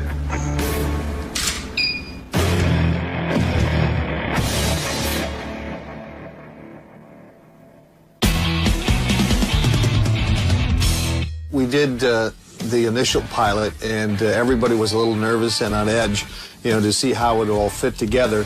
My one thing is that I think we need more production. I think there's more. We need more sound, more things that fill I like it the up. idea of doing the ticking clock over the panelists. Just kind of keep that on the schedule. But that would like be a buzzer or something. A ticking clock, which would be 30 seconds, and then a sound effect, and then... Right. We looked at what we had. We talked about the segments, how they went, what needed to be tweaked. It was a little bit difficult trying to find the right voice because it is different than the show we do every day. Don't we do both a hello and a goodbye? Yes. Yeah. So hello, we got to write. So I got to write. So we could do any of these here, the ones you just gave me. So we could say hello. Well, let's say hello to Scarlett Johansson, who's, now apparently the person who picks the politicians who run. Okay. So we did one pilot, and then we did a second one to kind of smooth things over. Welcome to The Chatter, the show where we break down all the newsworthy things from last week in just 1 hour. Perfect. Let's get started. We're up to pick and choose. This is getting ridiculous. You cannot have a war and never get any money added into the coffers. All right, we're in chatter court. Joe, it's now your turn to tell us why Obama will beat the Republican. Right now, the flavor of the month is the left, and in 4 more years, it'll swing back to the right as it always does, and then swing back to the left and swing back to the right. That's all that happens. Okay, so by the time the swinging stops, you think it'll be swinging towards the Democrats? The swinging hasn't stopped. That's your mood swings. That's what you're talking It's about. still that way. I just want to be sure I got your argument. And that's our show for this week. I'd like to thank my panelists. Thanks for joining us, and we'll see you again next week on The Chatter. Thanks, guys. Thanks for having us. Thank you, guys. I hope you had a good time. Yes, it was really fun. You guys had some Start great doing the show answers. properly. I loved it. I think the show's been moving in the right direction. It's gotten better every week. We got some great guests on the show. We've had Lisa Lampanelli, Colin Quinn, Jenny Hutt, Judith Regan, Tom Green. A 60-year study has concluded that the G-spot doesn't exist. Or a new study that found women experience pain at a level about 20% higher than men. It's disappointing that it took 60 years for them to figure that out. I could have told them that in about 60 seconds. You never found it. I never found it in as many years as I've been trying. Yeah. We actually, are having a really good turnout. Please welcome the one and only Charlie Murphy. Charlie Murphy! Come on, you clap your hands. You want some real clapping. You clap your hands too, Robin. Come on. Clap your hands. You want the real deal for the real man. That's what's up. It's been fantastic having this kind of support. I feel the show, especially the first 10 or 15 minutes, is really one of the best produced things I've heard in a long time on the radio, the way they go through all the topics and then Robin comments. And I enjoy the show very much. Robin had done just a wonderful job. I was supportive of her as a host, and Will works on it as well. And after I heard the first show, I thought that she was onto something. I thought there was something really, really good going on there. Will did a real good job. Yeah, he did. Does Will produce the first 10 or 15 minutes? Did that part? Will produces the whole show. Wow, he does a great job. He does an incredible job. You do good radio. Oh, thank you. I appreciate that. Yeah, you work well with Robin. It was good. It's been a lot of fun so far. So. Yeah. It's great when Howard appreciates any work you're doing around here. So for him to talk about the Chatter on multiple occasions was great. I think he knows that how difficult it can be to fill an hour block with quality programming. Very well produced. You do a great job. Thank you, man. Yeah, I appreciate really that. wonderful. Like it's A lot of work. You heard it? I think it's really, really good. Howard has listened to the show. He listened to the pilot, and he's listened to some other episodes, and he's been incredibly supportive, and he really is behind it. He thinks it's a great format for me, and he loves it. Most radio shows I hear are not that well produced. I mean it. I mean, they're not. Who knows what the future holds for the Chatter? We have big aspirations for it. I think the show's been moving in the right direction. It's gotten better every week. I think everybody that works on the show enjoys it and is really excited for its future. It's been fun. It was crazy to watch him literally set up all of his lights, adjust all the lights, tweak them, move stuff around himself. It was the kind of thing that you would see a photographer with a crew of a half dozen to dozen people doing all of this stuff, and he really did it all himself. It was kind of spectacular to watch. I don't like that light at all. I'm sorry, over there. Yeah, I know where now that is. I didn't know that you did photography. I don't. You don't? That's the joke. Okay. No, I'm an amateur, Okay. but I'm learning. I like doing it on my own because I learn. I like to know everything from how to break down the equipment to specifically lighting it. It's such a cool skill to have. It is. And it's hard though. It really is. Yeah, it is. Really difficult. All right, this is a really minor detail. Should the board look real? No, I'll fix the board. Okay. Trust I'm better at the photography. I think I'm gonna go with this one mic. You look like such a baller. I can't even deal with this. What if you guys, Chewy, I love you looking just that way. I like you kind of Wookieing it up. I like you just kind of cheating that way. I love you watching the camera, playing it, you know, moving, coming around, doing that as I'm firing away. She puts her leg up and I grab her leg. No, don't grab her leg. This, you know, yeah, that's nice, that's cute. I like that you're sitting forward, that's good. Your ass looks great, everything looks good. Good. You can't just sit somebody in front of a camera and go, okay, you know, let's take a picture. You have to get them excited about what they're doing and, you know, give them feedback and, hey, turn this, move this, have your hand like this. So he's developing a really good eye for this. If you scooch a little bit forward, I can even, yeah, that is good. Go ahead. This is what the Avengers mansion felt like.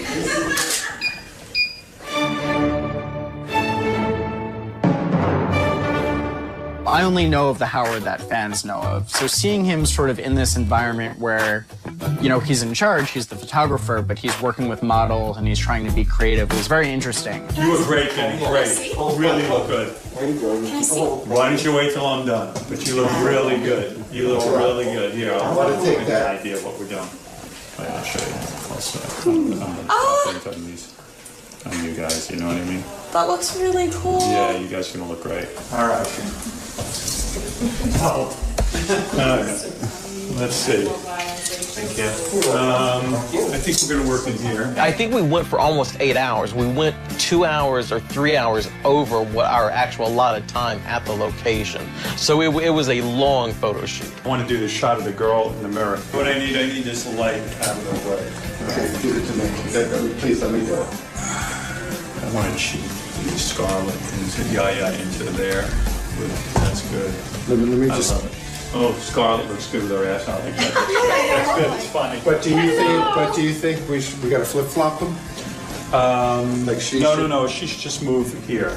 Right, Yaya, you just come a little more forward into the mirror. You're checking out your makeup, kind of. No. I'm sorry. I'm telling you the wrong thing. More to your left, but straight forward. Where you were was good. So Yaya, you're kind of. Just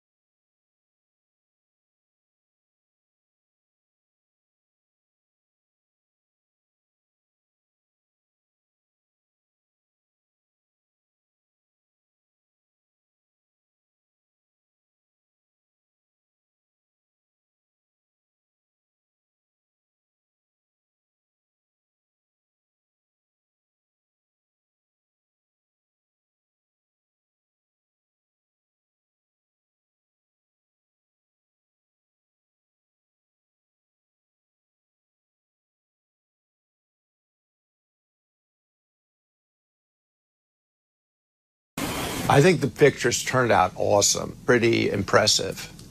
Pretty impressive.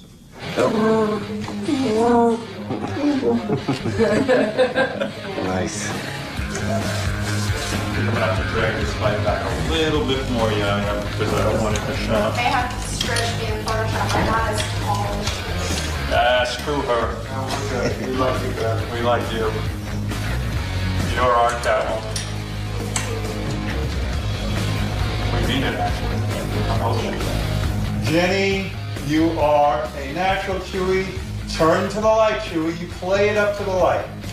That's it, my friend. You got a hot chick. You're looking off. You're thinking about your future with her in bed, your honeymoon. Loving that.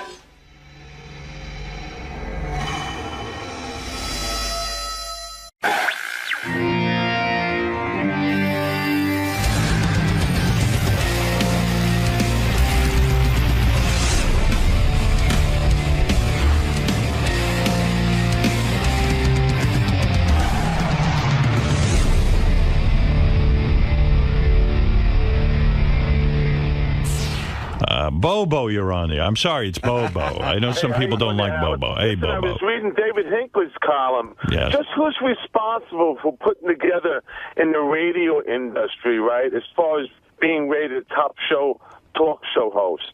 I mean, well, read the article. It's an article. It's not based on ratings. It's Talkers Magazine. You know, Talkers Magazine used to put out a list every year of who the most influential radio guys Right. are. That's the only time they get any kind of publicity at all. And when I was on terrestrial radio, I was always like the most influential guy in radio. And they make up the list. They don't base it on anything. No, it's an editorial group, and they sit around and they name names. And when I went to satellite radio, suddenly I was no longer the most influential guy. In fact, they hated me because Talkers Magazine is paid for by the terrestrial radio industry. Right. So they're not allowed to really acknowledge me that much. But if Rush Limbaugh wants to say he's the most, what is it? Influential radio guy. Let him say it if he really thinks that. He's not. I told you, to be the most influential, you've got to be a morning man. That's number one. If you're on any time of day other than mornings in terrestrial radio, you're nothing. You're a speck of dust. I used to laugh at that. Yeah, morning radio is the most competitive. It's where the radio stations make their money. I mean, to have you. I am the most successful radio personality, absolutely, of all time. Now, I don't say that to brag. I'm embarrassed to say it if I'm the best there is. It's fact. But it's the fact. And why is it the fact? Because I was on, and when I say I mean we, Robin. Okay. Okay, I mean I.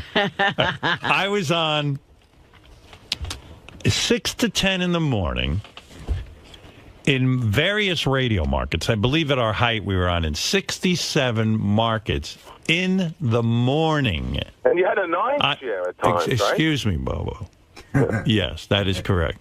Okay. We were number one in the majority of these markets. When I say majority, I mean almost every one. I mean, you could probably pick out 2 or 3 we were in number one. But Philadelphia, L.A., all the big markets. The number one morning show. Billions of dollars were generated. I left on my own terms. I wasn't fired. I could have stayed there forever.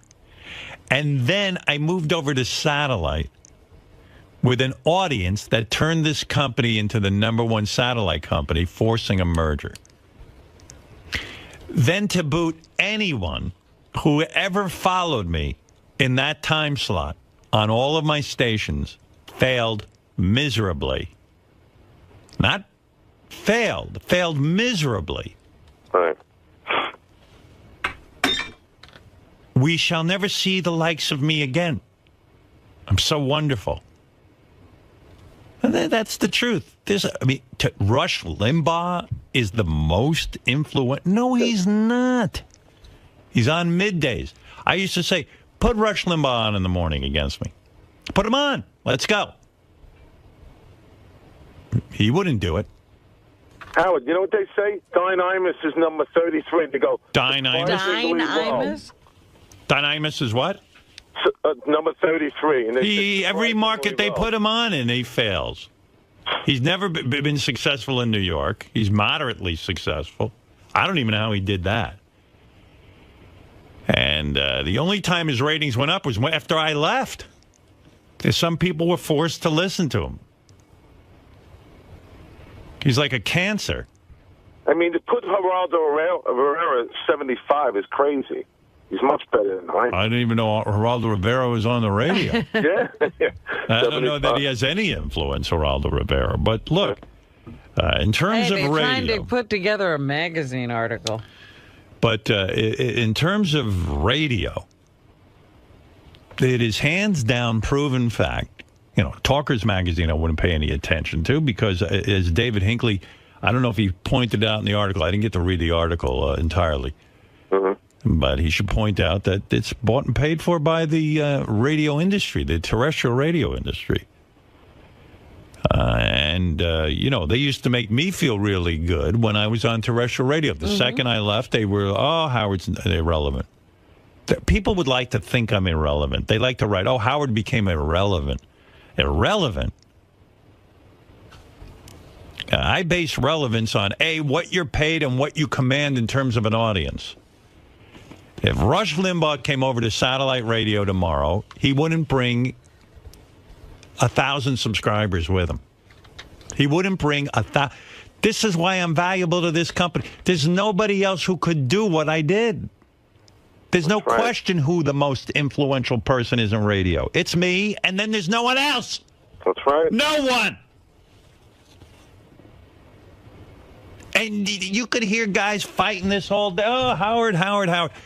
It's the truth. And they're all jealous of me, and they hate me. They hate me for it. I've never seen so much jealousy as I've seen in the radio industry. People cannot stand my success. They hate it. And you know what? They don't like that I brag about it and that I'm arrogant. You know, I shouldn't say I'm the most successful. Why not? Why shouldn't I say it? You should let them. They're never going to say it. Let me see one other radio performer come over to this company and bring... I'm sitting here waiting for somebody to bring some audience to this fucking business. My stock would go up. Who knows? Maybe they're going to have to pay my bonus one day. I'm not giving that up. But here's the thing. It would only be good if we could find some radio. What radio performer can we go out? Believe me, I've had this discussion with Mel and with other people when Mel and I used to talk. I mean, you'd say, who is it? Satellite has money. What personality can we bring tomorrow to this company that can do what I did? We want that again. We'll pay him a king's ransom. Is that what it's called, the king's ransom? Yes. Okay, thank you. Who is it, Robin? Name them. I can't. Right. We tried it with Riley Martin. I mean, seriously, who can bring an audience with them? Nobody. And the answer is nobody. So you want to talk about who the most influential person is in radio? There's me, and then there's no one. The whole list should be this: Howard Stern. And after that, no one. Because not one of them brings an audience with them. When you watch Talk Radio, you had 18 million, right? Plus, and then over here you have 20 million. They never thought that was possible. All right, Bobo, I got to go. I love you. I love you too, man. All right, man. Thank you. Thanks. That's Bobo. Bobo. What is Bobo's last name? I don't know. Why? Why? He's Bobo. I was just going to say, that's Bobo. Bobo the Clown? I mean, what is it? Bobo the Clown. What is your last name, or you don't give it? I give it Bowie. Bowie? Bobo Bowie? Bobo Booey? Is it really Bowie? Yeah, I'm on Facebook, man. Look me up. Bobo Bowie? Yeah. You're a liar. I put Bobo in there because they called me Bobo all my life. Bobo.